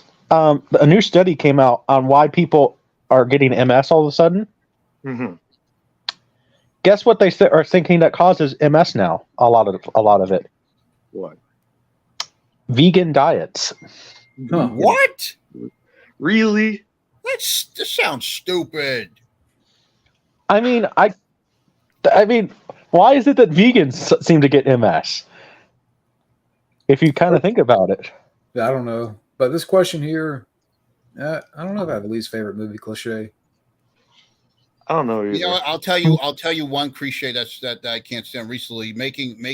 Sacrificing the hero and making the turning and giving and sympathetic villains. I'm getting sick of that. Yeah. Yeah. Well, I agree. I mean, I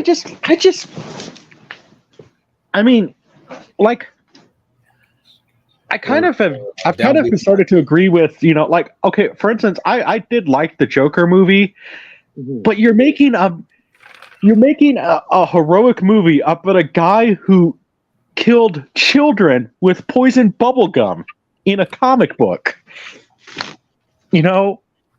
I mean, how evil can you get? And then they made a movie about that sympathized with Jeffrey Dahmer. Yeah, that Netflix movie. Netflix, I heard a lot about it. I haven't seen it yet. There's a part of me that it's like, I don't know if I really want to see it. Yeah. Do you remember they did a Dahmer movie with Jeremy Renner back when he was young? Yeah, that was actually really good. It was also really good? To Catch a Killer with Brian Dennehy as John Wayne Gacy. I've seen it. It's a long one. You remember the one, the Gacy movie of the guy who played Francis from Pee-wee's Big Adventure? You know the actor I'm talking about? Yeah. He did good too. He did a good job. I still think Brian Dennehy has to be the best John Wayne Gacy.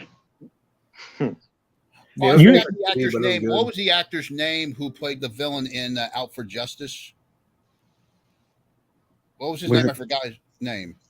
Was that William Forsythe? William Forsythe. He played John Wayne Gacy in that movie, Dear Mr. Gacy, about that.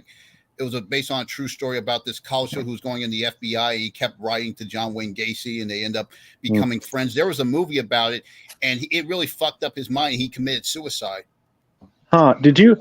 Oh. So, John, you've seen that? You said you saw that movie where Brian Dennehy played John Wayne Gacy. Yeah. What did you think of it? It was good. I mean, for Brian Dennehy, he was good in it. It's a long one. Yeah, Brian Dennehy, you know why he did that movie, right? Why? No. He was the second choice to play Hannibal Lecter, and he lost, obviously, to Anthony Hopkins. Whoa. Okay. And I'm like, man, Brian Dennehy as Hannibal Lecter, how would... I don't see it. I can't see it. I cannot see it. No. I think Anthony Hopkins fucking nailed that role. What did you think of I forgot his name too, the guy who played him in Manhunter? Brian Cox? I actually kind of like Brian Cox a little better than... A lot of people are saying that because they think Anthony Hopkins is too over the top, and Brian, he just plays like a normal, as a straight guy, Manhunter. I've never seen Manhunter. It's really good. John, I would highly recommend it. If when you do request again, I'm going to pre-request something. I'm going to request Manhunter, okay? Brian Cox, that's the fucking William Stryker in X-Men 2, the Kentucky. He's also on that show that's popular, Secession. Yeah. He's on Cameo. Brian Cox is on Cameo. Oh, cool. Yeah, for like $600. What is it with these celebrities and their prices on fucking Cameo, man? At least there are some that seem not greedy. They pay you for. Shawnee Smith, she was only $40. Is Sydney Sweeney on Cameo? I fucking hope so, man. Would you spend $600? He's I'll willing I'll to. get back to you on that. No. I hope Hold she gets on. I hope she gets on OnlyFans. I hope that too. A lot of have you guys heard about now people are bashing OnlyFans? I'm like, you know what? I don't really. I'm not going to judge somebody if they want to be on OnlyFans. That's their choice. Yeah. People are calling. I'm noticing people are calling OnlyFans the new Playboy. In a way, yeah, it is. Do Yeah. they have OnlyFans It on kind of Baldwin? is, but I don't know. Like the only thing I don't like about OnlyFans too much, and I'm okay. Yes, I'm a heterosexual male, obviously, and everything, but like Playboy was a little more tasteful, I guess, than OnlyFans, if that makes sense. They didn't actually show people fucking and all that other stuff. Yeah, with Playboy, it's like they were selective about who they put on the cover or whatnot. Now, OnlyFans, millions of people do it. OnlyFans can be. It's not OnlyFans is not just nudity. It's like celebrities. They do that to show their crafting stuff or do like tasteful, like crack.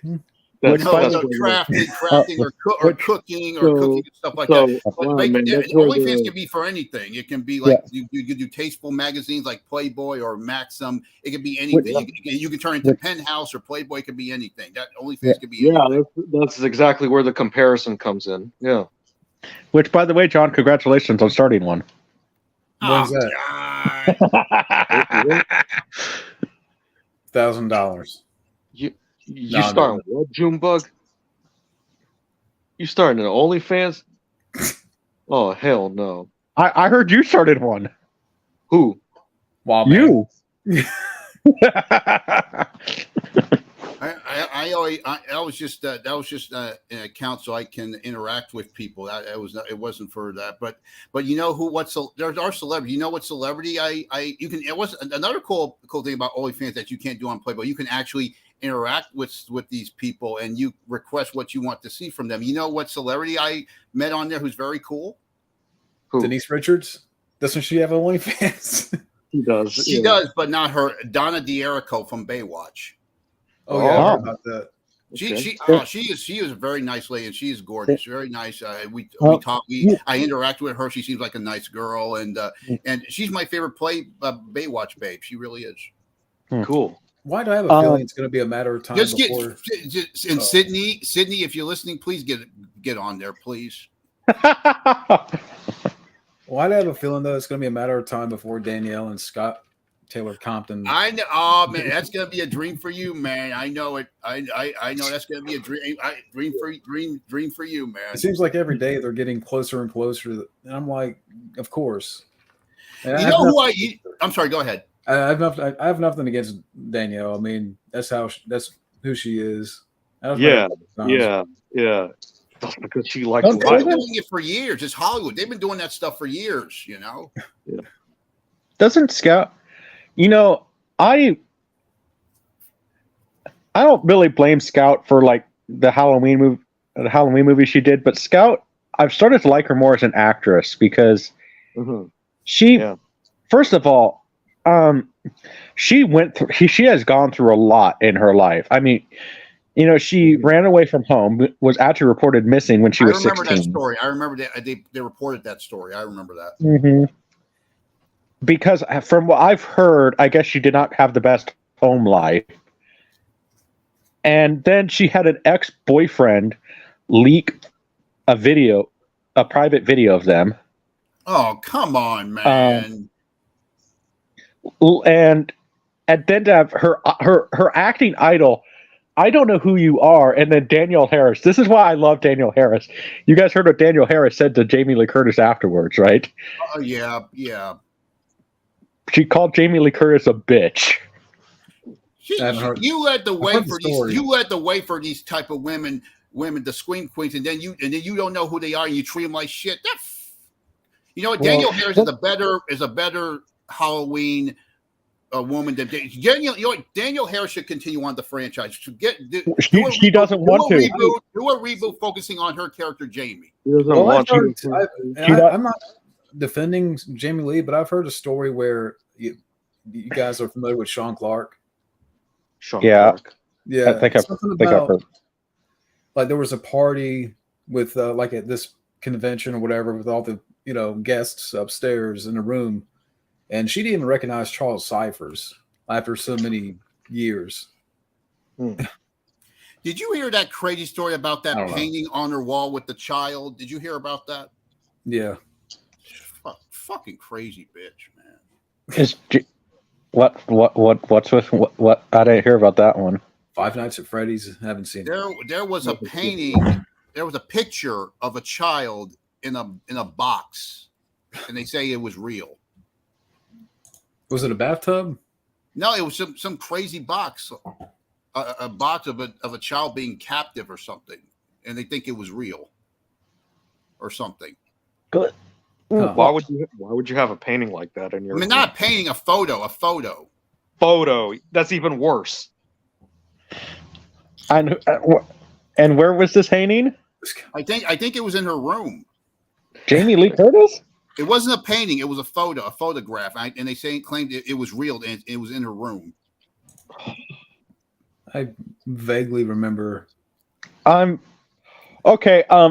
I'm not going to say anything because even for me, with me being Mr. Outspoken, I am going to refuse from making a sarcastic quip about that because, man, could my words definitely be twisted. All I'm going to say is, Jamie Lee Curtis, what the fuck are you into?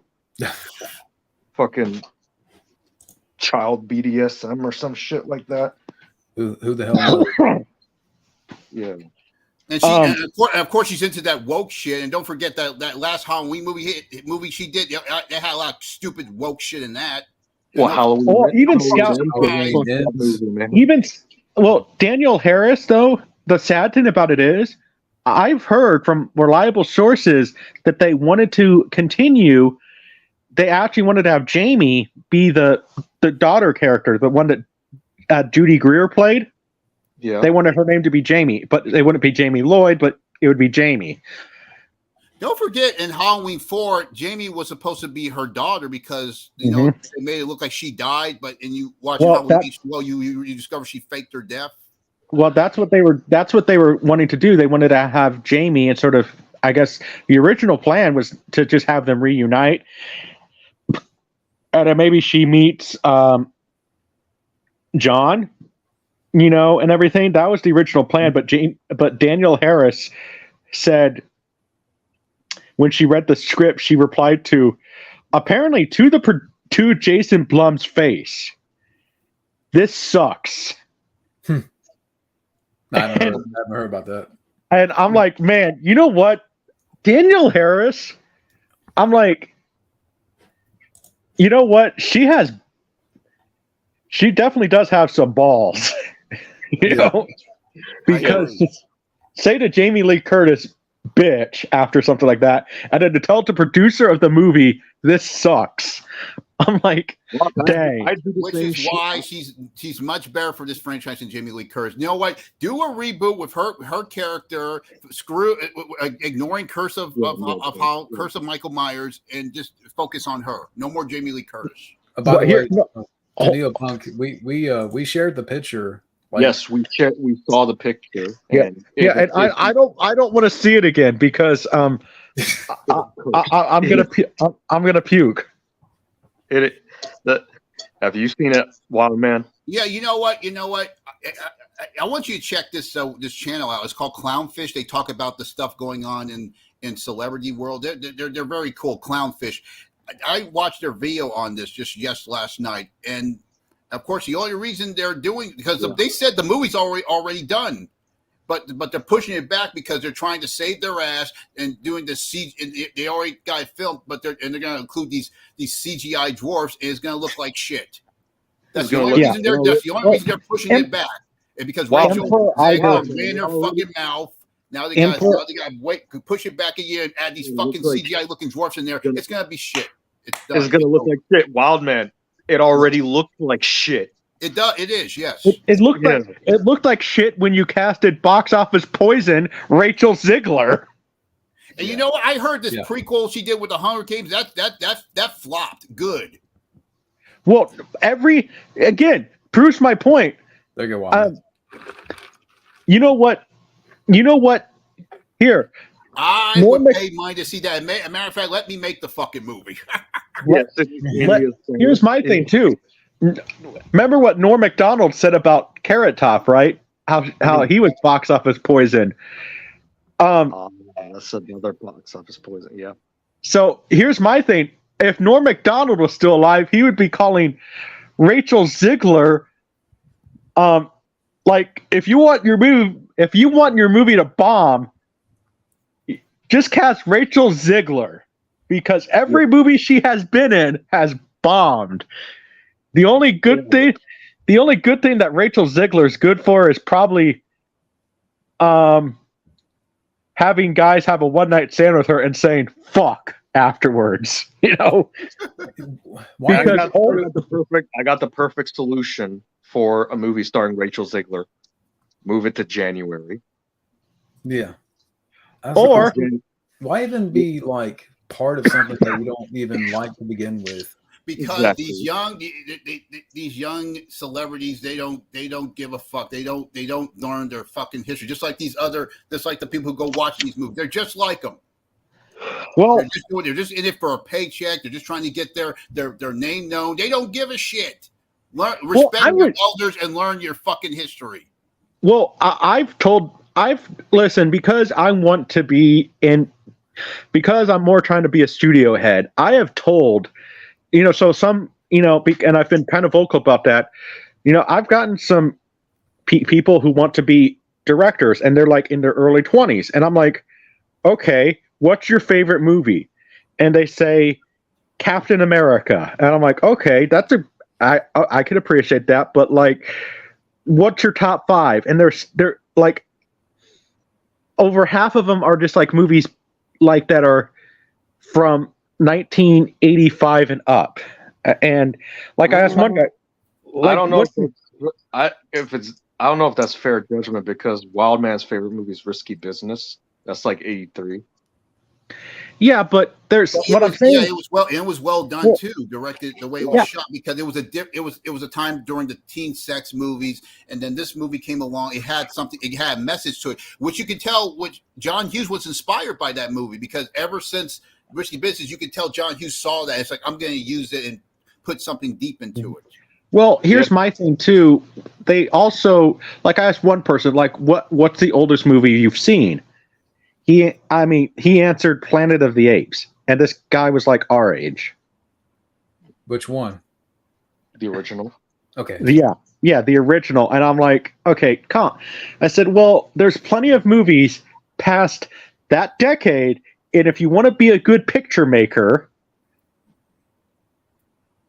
go watch movies from all eras of movies, including silent, because a lot of the great directors that, like John Ford, Cecil B. DeMille, Fritz Lang, Howard Hawks.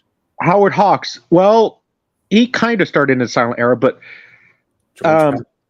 well, a lot of those guys who started in the silent era all gave the same advice. Even Alfred Hitchcock, all of them gave the same advice. If you want to be a good picture maker, never forget that movies were once silent. You do not need sound to tell your story. And the other thing that John Ford said, also too, and remember what he gave the advice to Steven Spielberg in the movie Meet the Fablemans, which it was based on reality. Mm-hmm. Yeah, it was based on his life. Yeah, find the horizon line. If it's low horizon, it's interesting. If it's high horizon, it's interesting. If the horizon line is in the middle, then it's shit. Yeah. Well, so that's why I just tell people, if you want to be a good picture maker, first of all, understand that movies and pictures are the same thing. Because what were movies originally called? Motion pictures. Exactly. Pictures. Like I've gotten to like arguments with people about that, where because they said, well, movies and pictures aren't the same thing. A picture is a still image. I'm like, it's a moving picture. Yes. So if you want to be a good filmmaker, look at photography. Look at Stanley Kubrick started out in photography. Don't forget that. Stanley Kubrick, Alfred Hitchcock too. And you have a good point about being inspired by silent films, because look at Jackie Chan. He was inspired by Buster Keaton, and a bunch of those. And don't forget. I forgot that horror movie. What was it called with Emily Blunt? What was it? A Quiet Place. They didn't say shit through the whole movie. I heard about John Woo's next movie, this new action movie with Joel Kinnaman. It's like there's no Silent Night. It's gonna be all silent. It's gonna be just music, like an opera, an action opera. I look forward to it. No, I do too. And here's my thing too. Like, that's what I've like. It's interesting that like we live in this world now where like these independent filmmakers are making better movies than Hollywood, and I'm like, if independent. Here's my thing, like you guys all talk about how Hollywood's dead and everything, but I would say it's more just on life support at this point. But like, what Hollywood really needs, and this is the truth, what they need is some, guy like a Walt Disney type or George Lucas, somebody who sits there and went in there to make these movies that he wanted to make, and if they were successful, awesome. And then, because I'm going to say this, one of the reasons why I think if George Lucas had the balls to go public with his company, Hollywood would not be in the position that it is in at all, right. because George Lucas, but honestly, George Lucas was just too scared to go public. And I get it. Going public is, you're at the risk of the stockholders at that point. But you know what? Like Walt Disney, a lot of people complained when he was alive, how the stockholders weren't happy with some of the movies that he did. Basically, now this is Walt Disney, and Walt Disney had a mouth on him. Yeah. What he said to his brother and to the board at the Disney company, fuck him. Yeah. And I'm like, man, knowing that Walt Disney had a potty mouth is kind of funny, but that's a good question, Jack. I'll probably bomb for I mean, you know what? I know, Junebug, you have your doubts on Brett Cooper. I saw her in this trailer. She looks pretty good. She was singing. She has a good singing voice. So I think she'll prove herself as a good actress. Maybe she'll pull it off. Maybe she'll pull it off. I have seen her show. That woman has balls, man. She does. Okay, I'm not okay. I want to stress, like, I think it's more just I'm gonna have to see the movie. I don't have that verisimilitude with her and Snow White. You know what I mean? Because she's like, and that's another problem too.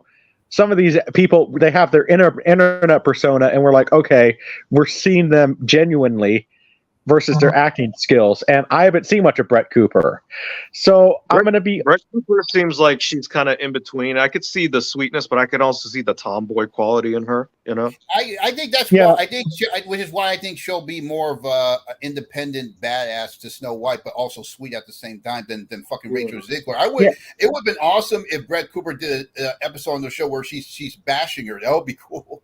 That'd be funny. You heard who I picked as Snow White. Wow, man, did you hear? No. What was her name? I picked Scarlett Stallone. Oh yeah, Scarlett Stallone. What do you guys think about this?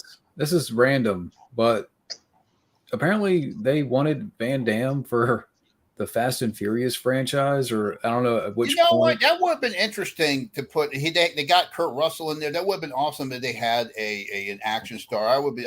They should put him in Cobra Kai. Get Van Damme in Cobra Kai or something. Here's what Van Damme says. He says they wanted me in Fast and Furious, and I don't know which one it was, but Vin Diesel said no, I don't want him. Fuck him. He's the reason why you do action movies in the first place, you moron. Yeah, exactly. He gave birth to your ass. Yeah. Oh, did you guys see that Will Smith? he on his YouTube channel, he now has a podcast, and guess what? I watched it. It sucks. I don't know how much of that guy I can stand anymore. He's reached my boiling point. I can't. Listen, Will Smith. If you guys are really separated, just divorce Jada. Yes. Yeah. Why are you still holding on to this bitch? She's not worth it. She never was. I have a theory because Jada has dirt on Smith. If Smith walks, I'm willing to bet. No surprise. Here's my thing. Well, no, that's probably it too. But I also have a theory too. Okay, Will Smith is worth $350 million. Guess how much Jada's worth? Not even that close. 50 million. 50 million. That's less, right? Yes. So guess what? If they get a divorce, she probably has dirt on Will Smith, and alimony will be a bitch for Will Smith, because at that point he would be forced to do straight to DVD movies. Pretty much. Just to pay the alimony, and he would have to be like, okay, I guess I'm gonna have to charge, $5 million here just to pay the alimony check this month. Oh my gosh. Because Jada, I mean, and what about this whole thing? Oh, Chris Rock asked Jada out. I don't believe that for a second. Right.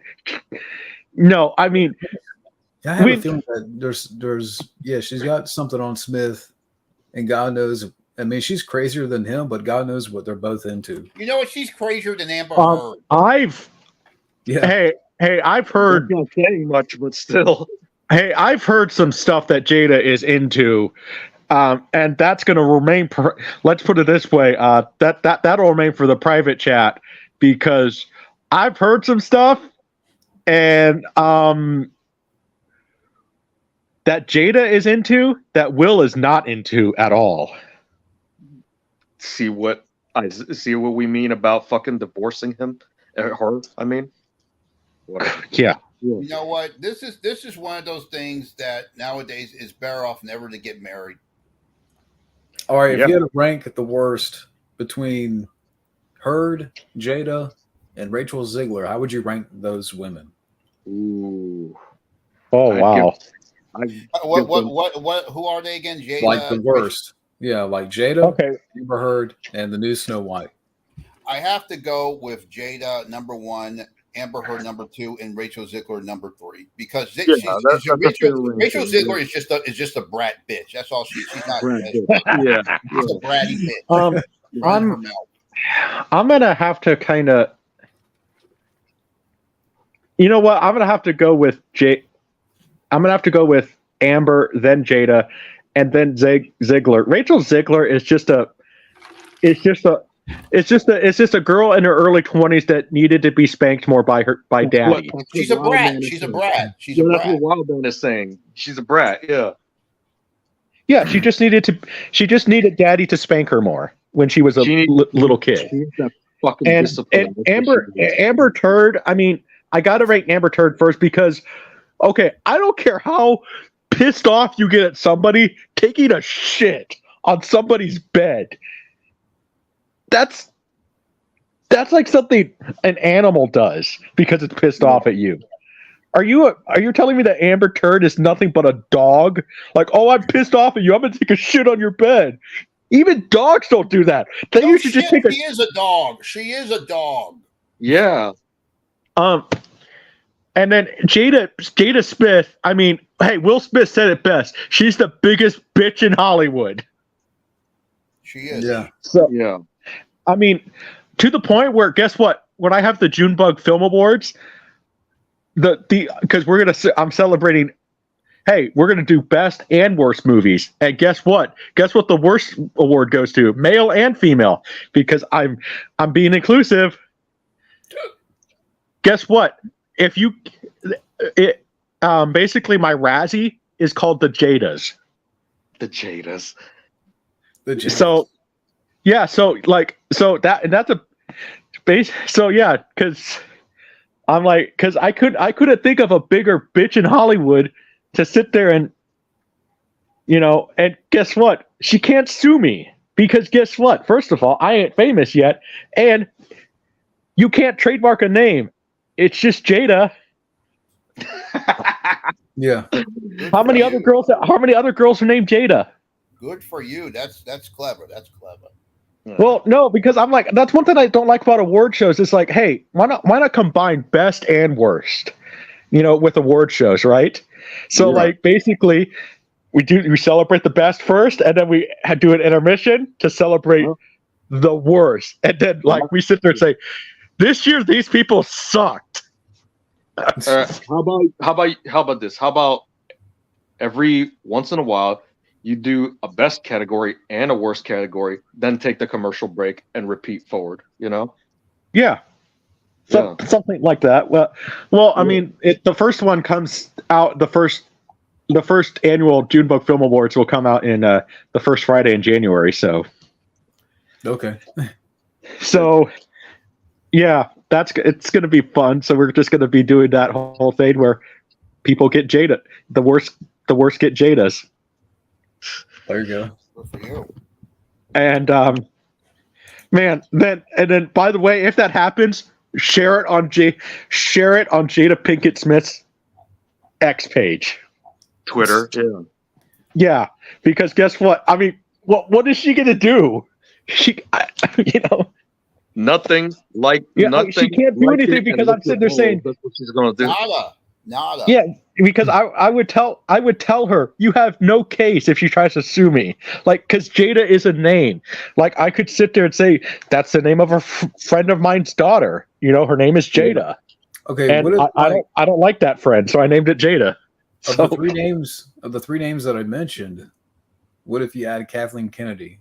How would you rank them now? Between Hurd and Ziegler. Yeah, probably about that because Kathleen Kennedy is just like an old grandma at this point that sits there and says, "Look at me, I want to be inclusive. Look at me." Like, okay, Yeah, whatever. you know who?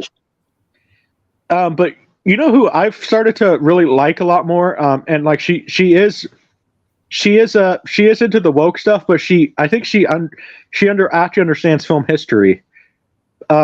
She's on Turner Classic Movies. Alicia Malone. Okay, I don't know who that is. I don't know who that is. Wild Man. You know who I'm talking about? I think I do, but I know Turner Classic Movies. It used to be hosted by Robert Osborne, but now I think I know who you're talking about. She's on Tuesday nights on on Turner Classic Movies. And by the way, I'm just gonna say this: Alicia Malone is good enough that they could just fire Ben Mankiewicz and Eddie Mueller and all the other hosts of Turner Classic Movies and just hire Alicia Malone.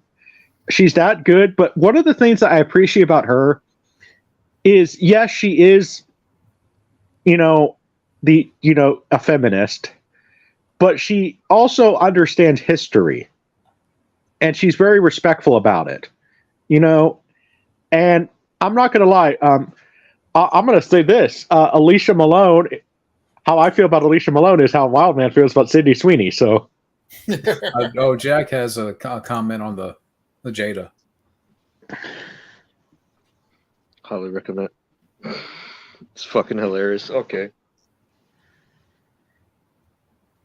You know what? John, I'm just saying we got to get Jack in a private stream. That's totally up to him. I would love to talk to him. I would love to know how he finds this stuff. That's very interesting. He's like the Indiana Jones of YouTube. Well, Jack he's an enigma. Yes, and that's totally up to him. I'll leave that up to him. Well, hey, John, all I'm saying is the .junebug email, the main email, the one I'm using from now on. Jack is more than welcome to have my email, and I'd gladly talk to him in a private chat, Okay. And then even if he wants to be on sit down by the fire and he wants to disguise his voice or something, that's cool. Disguise his voice while hidden in the shadows. Well, with AI now, I mean, Jack Craven can do anything. No, well, like, I don't know. We could make him sound like Darth Vader. What celebrity voice could Jack Craven use? Don LaFontaine. Charlton Heston. Yo, Don LaFontaine. I love Don Fontaine. It's so sad that he died. But I'm noticing that people, I think I remember right after he died, they did something to make him sound with his voice and make him sound like he was alive. They can do that now. Yeah. I just don't know how I feel about that because it's just kind of creepy to me. You know what I mean? I think the first thing to ever start this this whole celebrities resurrect. I know it was around before, but I think what totally skyrocketed recently was Harold Ramis in Ghostbusters Afterlife. Because before that, AI wasn't a big thing. The word wasn't AI was a big thing. But if you look how they brought him back, it was like I saw the behind the scenes. It's like it was a real person. I know they used an actor, but the other stuff, it made it look like he was real. Yeah. Yeah, I think that while that was one of the only things that did it respectfully, though I think was Ghostbusters Afterlife. They did that respectfully, but like they got permission from his family. Yeah. Yeah, well, it's not even that. It's like if they had him speak, I think that would have ruined it. But you know why her? You know what? This was very creepy. A Ghostbusters fan, he took one of the photos of Harold Ramis on his older age, like the photo they used for Egon when he was older. He actually did an AI sounding like, what if Egon did some recordings before he was about to die, and he talks about the history. He sounded just like Harold Ramis. It was very creepy. It was intense. It really was. Yeah. What are your guys' thoughts on the new one that's coming out? You know what? I Ghostbusters Afterlife, I still like it, but I felt like it was still, at least it was better than the 2016 movie. I felt like it kind of had some cons that didn't deserve to be there. But I have a feeling with this new one, it is going to be good because they're ignoring that story and going back to New York. So I'm looking forward to it. Yeah. And by the way, I'm going to go on for probably like 30 more minutes, if that's okay with you guys. Okay. Yeah. But here's my thing. I hope that, I guess with the new one, they actually maybe go a little, maybe take more notes from the cartoon, don't. I agree. Like, introduce Sam Hain. Yes. And you know what? This new Ghostbusters video game where they have Ernie Hudson and Dan Aykroyd come back for the VR, they actually have him in it. It's an add-on they added for Halloween. They have him in it as the villain. Have him the villain in the fucking movie. Well, because if I remember correctly in the cartoon, wasn't he the villain that was featured the most? Was Sam Hain? Yes, he was. And the Boogeyman. Do something with the Boogeyman. Although can we please? That was known as one of the most popular episode of Ghostbusters. It totally represents what Ghostbusters is about, conquering your fears. They bring the Boogeyman in there. So who do you cast as Sam Hain if they do it? Well, you can't. You gotta have a good actor with a voice because you don't see the actor's face. So I got somebody. Who? Arnold Vosloo.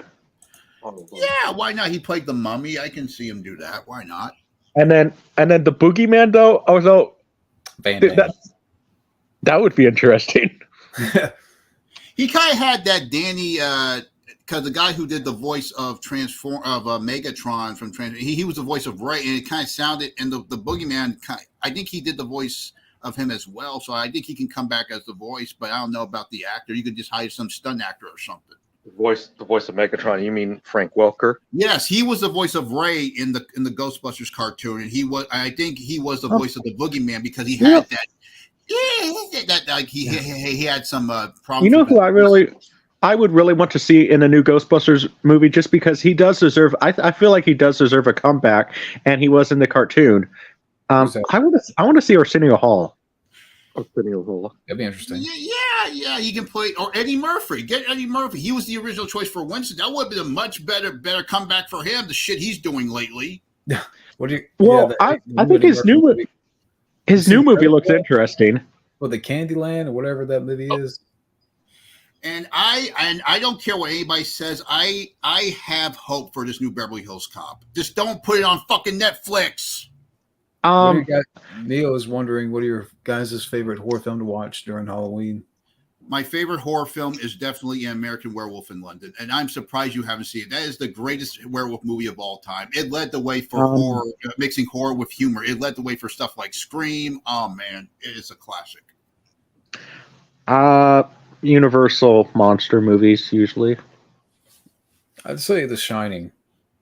I'm gonna go with that. Can't go wrong with that. Classic. Yeah. Have you guys heard like with The Shining, like with Stanley Kubrick on how he made that one of the scariest movies of all time? Because I would say arguably it's probably the second scariest movie of all time next to The Exorcist. Right? Agree. Yeah. Well, have you guys heard how he did that? He No, I haven't purposely Well, he did purposely do like every scene, like there's something always like moving, like for instance, like there'll be a chair in one scene, and then in the next shot, it's the same shot, but then the chair's out of place. He did meticulous stuff to make it feel uncomfortable, and then that music is just one of the like scariest pieces of music. That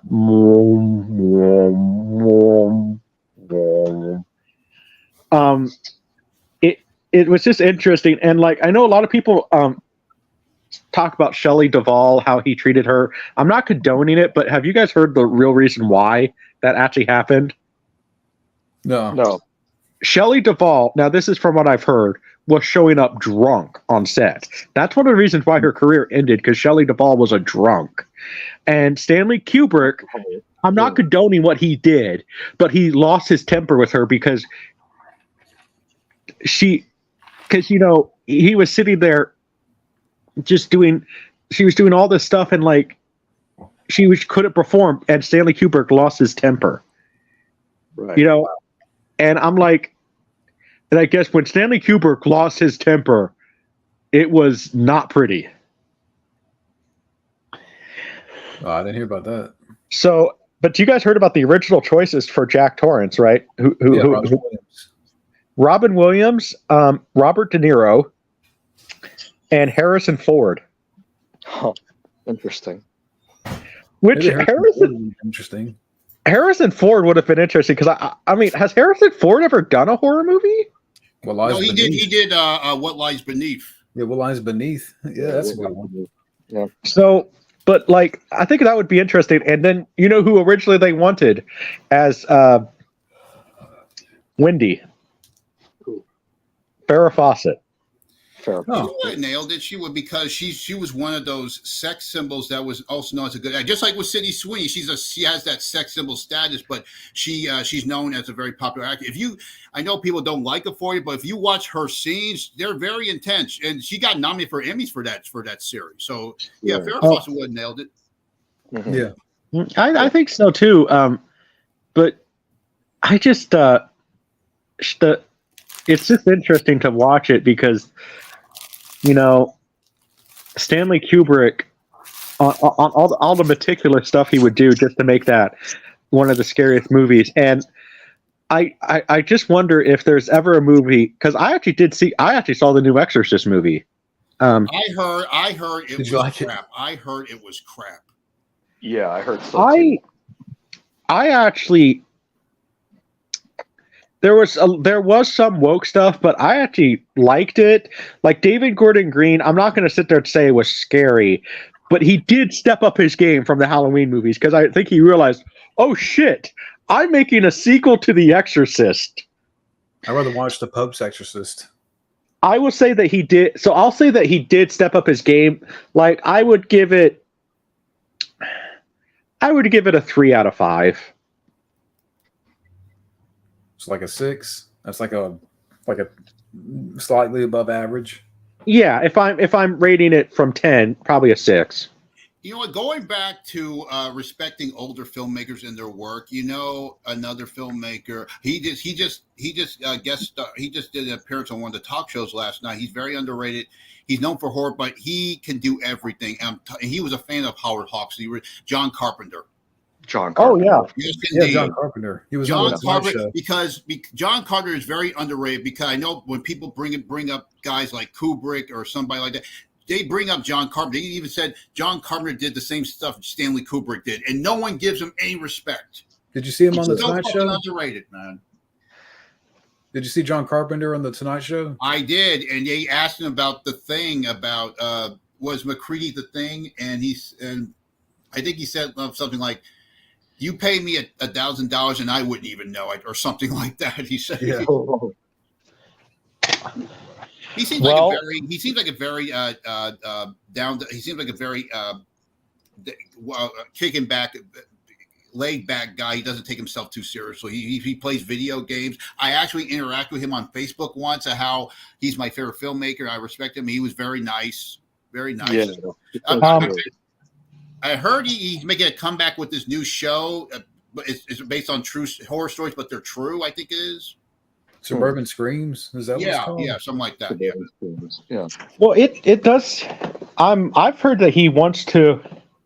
I've heard that he wants to direct again. You know, I heard one of the reasons why he took a break was because he not because of the business, because he was smoking a lot. It was causing a lot of stress. He quit smoking, and it was messing up with his lungs. He said he's much better now. So it's like he took a break. He wanted to take a break. I will say this. I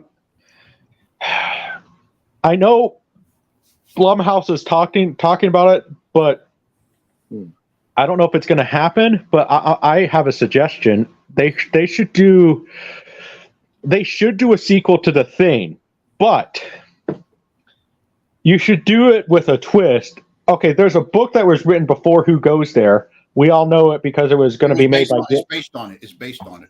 Yeah, well, the book Who Goes There, there's a book that was written previously, written by H.P. Lovecraft, At the Mountains of Madness. If you actually read that book, that could surface as a sequel to The Thing. You remember when he did In the Mouth of Madness? That tells you something. In the mouth of Yeah, that's a good one.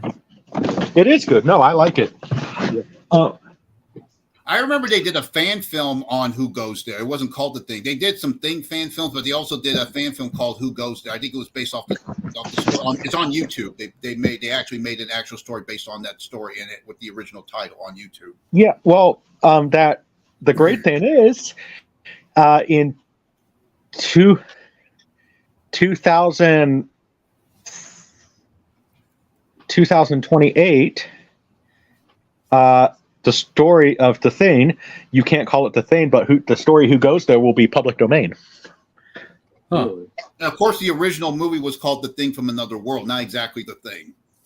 Yeah, which I like that one, although I find, and I like, me, I'm the classic movie fan and everything, but Likewise.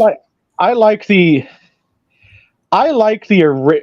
have to say that I like the original, but it's kind of dumb in some areas just because it's a vegetable monster. Right. What about the original Fly and the original Blob? What do you think of them? I like the original Blob. Steve McQueen, it's just kind of funny to see him play a nerdy kid.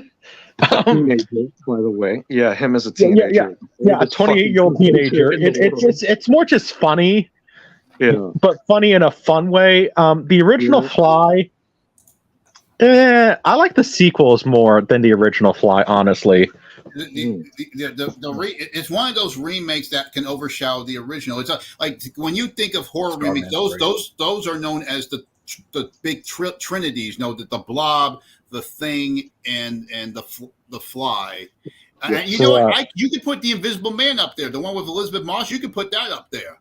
Mm-hmm. Yeah. But no one mentions that movie much anymore. It's a very good remake. Oh, the one that came out a few years ago? Yeah, Elizabeth Moss, yeah. I still haven't seen it. I like it. I like that one. Because just like The Fly, it did something different. It was like it wasn't an exact remake. It took something and they put something else in it. It was very interesting. Because instead of the mad scientist just going mad on his science, he's going mad on the people he loves. So he was an abusive husband. Like It's like Sleeping with the Enemy. That movie. Yeah. With the enemy. It was interesting. You have a mad scientist who's not going mad on his work. He's taking it out on his loved one. You know. You know who was originally going to be in Sleeping with the Enemy? Who? Sean Connery and Kim Basinger. What? Huh. Sean Connery? Oh my God, that would have killed his career. But I Never would have say loved never it, man. again. He Well, would have. I don't think that. No, I think if he actually would have done it, can you imagine Sean Connery playing an evil guy like that? He would have nailed That it. was It would have killed his career, but he would have won an Oscar for that, man. Oh my God. That was a hit, right? When it came out, right? It came out right Sleeping after with the Pretty Enemy. Woman, after Julia Roberts was huge for Pretty Woman. So I thought that was a good encore because there was something different after Pretty Woman. She was known for Pretty Woman a year before. Yeah. You know what movie I would love to see a remake of? What? Yeah, man, that made a lot of money. I can't think of the name of it right now. It's the movie. It's with Audrey Hepburn and Alan Arkin. It was directed by Terrence Young. Wait Until Dark. Wait Until Dark. Yeah, I want to see a remake of that. You know, a movie they said this horror movie that was kind of like Wait Until Dark, but instead of a deaf woman, it was a blind woman. Hush. Have you seen that? No. I did. Man, that was intense. You got to check it out. And the woman, I think she co-wrote it with her husband. Her husband directed the movie, and he ended up directing that Netflix movie based on the Stephen King book, Gerald's Game, about the woman who was handcuffed to the bed after her husband died. Oh, check that out too, Gerald's Game. I would want to see a remake of that movie, but like the question is, people don't realize it now because the movie's not talked about too much. But like casting Audrey Hepburn in a horror movie, because she had that such nice girl image, you almost need to have that. Like, who do you cast in a horror movie that has that nice girl sweetness image to be in a horror movie like that? I think I got somebody in mind, but I think you guys, everybody's gonna be like, what? No. But I just want you guys to think about it for a sec. Selena Gomez. I don't know, maybe. I don't know. By the way, I'm going to go on for like. I know people 15 more minutes. are tired of me saying this, but Sydney Sweet, she has a kind of a sweet girl image, but Well, she's it's not. all good. But she does have she's not that innocent. Nah, not really. Well, Play Dirty. Play Dirty. Robert Downey Jr. Written directed by Shane Black. Interesting. I haven't seen it. I want to go back to what you said, Junebug, about motion pictures starting out with pictures and trying to and moving them. You know what? That's interesting because AI is like that now. Because if you look, AI was originally pictures, and you generate them into the AI, and they're moving pictures. So it's like full circle. So it's like that's the way you can get these young people to learn about the original motion, and they're doing it. It's like full circle, it's like, because AI deals with these pictures that are moving. That's how I do my AI stuff. I start out with pictures and I generate them into this thing and they move. Yeah. The only thing I have to admit, like I do consider myself, wanting to push technology further to make movies better because it's been proven that works. That's a proven system. But I am nervous about AI just because I have read too many science fiction novels, and seen too many movies like the Terminator and the Matrix and right. So it makes me nervous a little bit, but why not use AI? You can even put Frankenstein in there. Even recently, Megan. Megan was a good example as well. Yeah.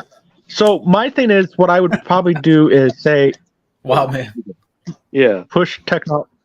Push technology further to I know the further to make movies better. But I haven't watched the show, but I know the scene. But I'm sorry, Junebug. Go on ahead. I'm sorry. What I'm just going to say is that I think that just push. Like it's been a proven record to do that. That like look at Walt Disney. Walt Disney invested in Technicolor very early on, had the rights to it, and look how far Technicolor came in movies. He kind of was the original pioneer for stop capture, because you remember the way they moved so realistic because they had actual footage, and I guess they drew over it. This was way before computers. This was before all Right. Right. He did stuff like that. Walt Disney with Fantasia even created modern day surround sound systems for Fantasia. Right. Huh. And he even designed his own camera where the multiplane camera where it was taking pictures literally, but it was layer by layer and everything. It's a very unique camera. Walt even did all sorts of stuff, and then after that, one of the reasons why Hollywood had its little dark period after Walt died. And listen, I love those movies from the 66 to 77, but some of them. But one of the reasons why they called it kind of a dark period in Hollywood was because there was just no innovation anymore in the art. It was just point and shoot. There's the pretty much. And then we had George Lucas with Star Wars, and I just think that's what we need now. We just need a sort of that renegade innovator, that says, hey, let's push this technology further to make movies better. Because when I say bring back sort of a land, return to that sense of wonder with movies, it's like, what movie was the last movie that truly made the entire world just sit there and go, wow? What was the last one? I think it was Avatar, but yeah, I was going to say Avatar. Everybody's sick of that now. As much as I don't like it, Avatar. I would probably that is probably a good example, but maybe it's universally loved now. Like, I know, John, you don't like it, but I would probably say Lord of the Rings. I'm gonna be honest. I never got into it. I'm sorry. I was more of a Willow guy, and they fucked that up with that new Disney show. Oh yeah. Oh yeah. Neopunk is asking a question. Do you think Silent Night? Warwick Davis, he even mentioned he was disappointed. Even Warwick Davis, Will himself is saying it. Yeah. Well, yeah. Neopunk is asking about John Woo's new movie, Silent Night. Will it do? Could it be a sleeper hit or a flop? I believe it will, because it's something different. It's an action movie, but it's kind of like an action opera because you hear just music and no voice. It's like a silent movie. It's a silent action film. How much is the budget? Let me see here, and I'm gonna sign off in about 10 minutes. So, but I want to say something real quick. Going back to John Carpenter, because John Carpenter, he wasn't a pioneer in directing. He was also a pioneer as a director doing his own music, and he was the master of doing that synthesizer 80s that's kind of making a comeback now in music and movies. Absolutely, and especially in Stranger Things. Would be a perfect project for him to direct, to do like a TV show, and Stranger Things is perfect for him. I because agree. If you watch Stranger Things, it kind of has that same style he's known for. Yeah, I do kind of believe that Stranger Things was inspired and influenced by Carpenter. Even the theme song, if you listen to that synthesizer is making a comeback in music. I'm having a hard time finding the title, Stranger Things. There's even a poster of the thing in a few episodes. Yeah, I think John Carpenter did do music for one episode. Really?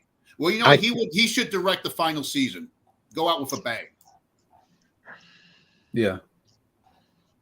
So what's the budget for Silent Night? I'm having a hard time finding it. I don't think it costs that much though. Even Wikipedia gives me a Okay, there is a rivalry with Stranger Things and Cobra Kai, right? Because they're both $50 million. They're both A's nostalgic, and how much, John? They believe it's around 50 million. Wow. Hold up, 50 million. It's funny. It looks good, right? It looks expensive for that kind of budget, does it? Yeah, it does look. I did you guys see the John Wick prequel, The Continental, on Peacock? Not yet. It is badass, man. I am telling you. It takes place back in the 70s. They focus it on Winston, how he took over the hotel. Oh my God, man, it is intense. And Mel Gibson, man, I've heard mixed stuff about it. I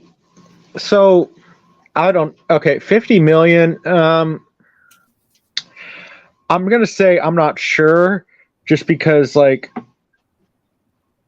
I'm not sure. I mean, it could be kind of a sleeper hit where maybe they're kind of projecting it to be like, okay, we plan on this. We're gonna have it in theaters an extended period of time, but plan on it being a hit. Or if that's the only movie that's coming out around Christmas time, it could be the hit of Christmas. Kind of like Die Hard all over again. Die Hard was actually in July. Released. It is a Christmas movie. It is a Christmas movie. Think about it. Silent Night. It is a Christmas. It is a Christmas movie. It is a Christmas movie, but it was released in July. Yeah. I just hope that this is not John Woo's last movie, just because he last I saw him, he was not in the best of health. I could tell. I mean, this hasn't been released to the public, but I saw an interview with him. I could tell he had a stroke. Yeah. And he was because he was in a wheelchair. Fuck. Well, he was walking around. He's not always in it. He walks around sometimes. Yeah, but I heard he had a stroke, you can tell by his voice. His voice is different. It's kind of slow. His voice is kind of slow. Might be his comeback.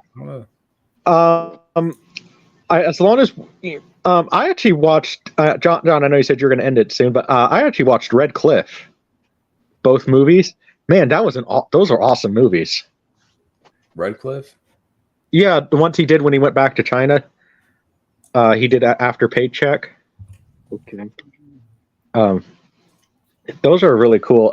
Because I was watching some of his movies he did when he went back to China. Man, you know what? So some of those movies are awesome because those are just. I'm a fan of those Hollywood epics, and those are epics. Yeah, I remember. I remember Red Cliff. I remember that now. Yeah, it's coming back to me. Yeah, it's coming back. Are you guys up for this new Napoleon with Joaquin Phoenix, directed by Ridley Scott?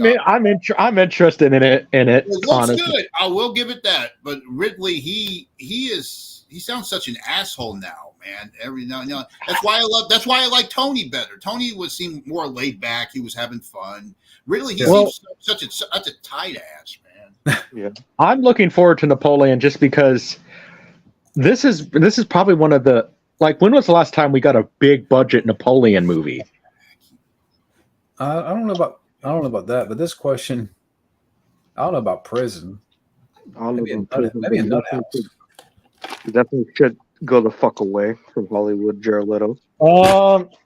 I'm gonna say he needs to go to prison for what he did to Margot Robbie.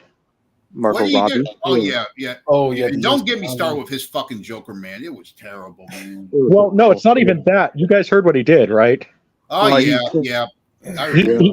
He sent Margot Robbie used condoms to the point where that's the reason why we never got a new him in returning at the Joker, because Margot Robbie had a restraining order against him. Yeah, Margot Robbie had a restraining order against him. Yeah, I don't blame her. Yeah, well, you sent a girl used condoms. What do you expect she's gonna do? So I was gonna say, what should we rant or talk about in the next couple of minutes here? We can talk about Jared Leto, but it's up to you guys. Okay, 50 million for if it is 50 million for Silent Night. How the fuck did the Mortal Kombat reboot cost 55 million? By the way, they didn't use that money that well, Yeah. Why do you think Hollywood is on strike right now? Because of money and greed, and they brought on themselves. It's funny. One of the productions affected by the strike is Mortal Kombat 2, and I don't have hope for it, because many reasons that I probably won't get into right now, because it'll be a whole fucking rant, and we don't have much time. Yeah. The only movie I was looking forward to that they were doing when the strike happened was Deadpool 3, because you got Hugh Jackman as Wolverine in the actual suit. Yeah. And I don't think we're going to see it anytime soon. No. Or it's going to be pushed. I heard that it might be until December, until the end of the year. Yeah, it seems like everything's coming out in 2025 now. Forget about next year. You know, it's I funny. don't give a shit. Who cares? I 2025. don't care about Venom. No. I don't care either. You know, another thing, Blumhouse. Take this with Halloween, Jack. thank you, Jack. Take this with a grain of salt, but Blumhouse is saying that they're going to release the Spawn movie in 2025. The new one? Yeah, the new one. Who's going to be Spawn? They said Jamie Foxx, but you know, who knows? Bring Michael Jai White back. He Yeah. was good. I don't think I'm sick and fucking tired of that guy. Hollywood fucking that guy over. I'm sick of it. I don't think Jamie Foxx is going to come back to do many movies. Get Michael Jai White on Cobra Kai. That would be perfect for him. Jamie Foxx is done, probably. I think he's just too sick or whatever. I don't know. He just did that movie. He came out with that movie where he plays the lawyer with Tommy Lee Jones. That didn't look too bad. You want to know what happened to Jamie Foxx? What? He had it, from what I've heard. Actually, from Ice Cube in his podcast, it was a stress-related stroke due to just people's. It was just stress because people, that movie was not going well, and he basically had a stress-related stroke, and then on top of that, apparently he also had heart problems too because of his stress. Because Jamie Foxx is older, he's not, and he was trying to act like he's, he was trying to act like he's 35 again, and Jamie Foxx is 56. You can't act like that forever. I know you work out, man, but sometimes it doesn't help out a lot. No. Do you guys have any closing thoughts or final thought? Closing thoughts. Well, I do have something to say about how I posted on Facebook about the alternate what if movies, like versions of movies that should have been better. I posted that on Facebook, so Wildman and John, if you want to take a look at them, feel free to do so. Okay, send us the link on Messenger or wherever. Yeah, I definitely will, especially you, Wildman, because you haven't seen it yet. But I sent John one of the posts, so. Junebug, I need to ask you, have you seen, I have an alternate channel called Universal Zayla, because that's the name of the production company I want to start. Have you seen I done some movie interactions. Have you seen my movie reenactment to the Fly? No, email me the link. Gabbo, have you seen it? Yeah, I sent it to you. I saw the thumbnail of it. I saw some clips. You were in your drawers. Yeah, I put a warning. I put a warning on that to let people know because he did the same thing in the movie, so I had to make it accurate. But like I said, I put a warning to make. That's why I put the warning. You're not going to put. I'm really sorry about that. Oh, it's all good. But you know what? But you know what? I put it on Instagram. I tagged some people, and Sydney Sweeney was one of the people I tagged. So maybe she'll. You need to morph with Daniel Craig. Oh God! I'll say that. Here's my closing thoughts. Fuck Emperor Iger, the real destroyer of worlds. And Jada. Yeah. And Rachel Ziegler, you're a bratty bitch. Go back to fucking high school or kindergarten. You'll learn from Arnold Schwarzenegger. He'll tell you to stop it. He doesn't just need a spanking. No. He'll just. You know what else he needs? Rachel. I don't know. Rachel Zegler. Maybe if my camera will turn on. Come on. Be careful. Oh no. What the? Okay, I have my camera. My phone's being dumb. Emperor Iger's messing with the stream. All I'll say is that I got a pair of pliers if Rachel Zegler sits her and decides to do something. But yeah, thank you guys for joining in, and it was fun. Yeah, it was fun. We're gonna get up again. Most definitely. I know it's been a while, but it's good to be back up. Now we can talk. Now we can go to the back room just like Family Video. And Matt Thomas, you're gonna come in here one day. Yeah. Come back, beam back up, man. I miss you. What do you want to bet he's going to sit there and come in when as soon as you leave and then John's gone? Probably. It happens every time. Happens Yeah. every time. Yeah. Yep. So, well, hey, if that's the point, then I'll just, if we want to talk in the back for a little bit, and John's gone, I'll just leave him a link in the private chat. All right. Well, thank you guys for hanging in there. And I think I might do a little conversation with Isaiah and a few friends here and there. We'll see if everyone is up to speed. If he's up to do it. Yeah. Yeah. All righty, guys. guys. I gotta get going, but maybe later. But I appreciate that. Yeah. Cool. Yeah. Cool. All right. All right, guys. All right. Take care. All right. See ya. See you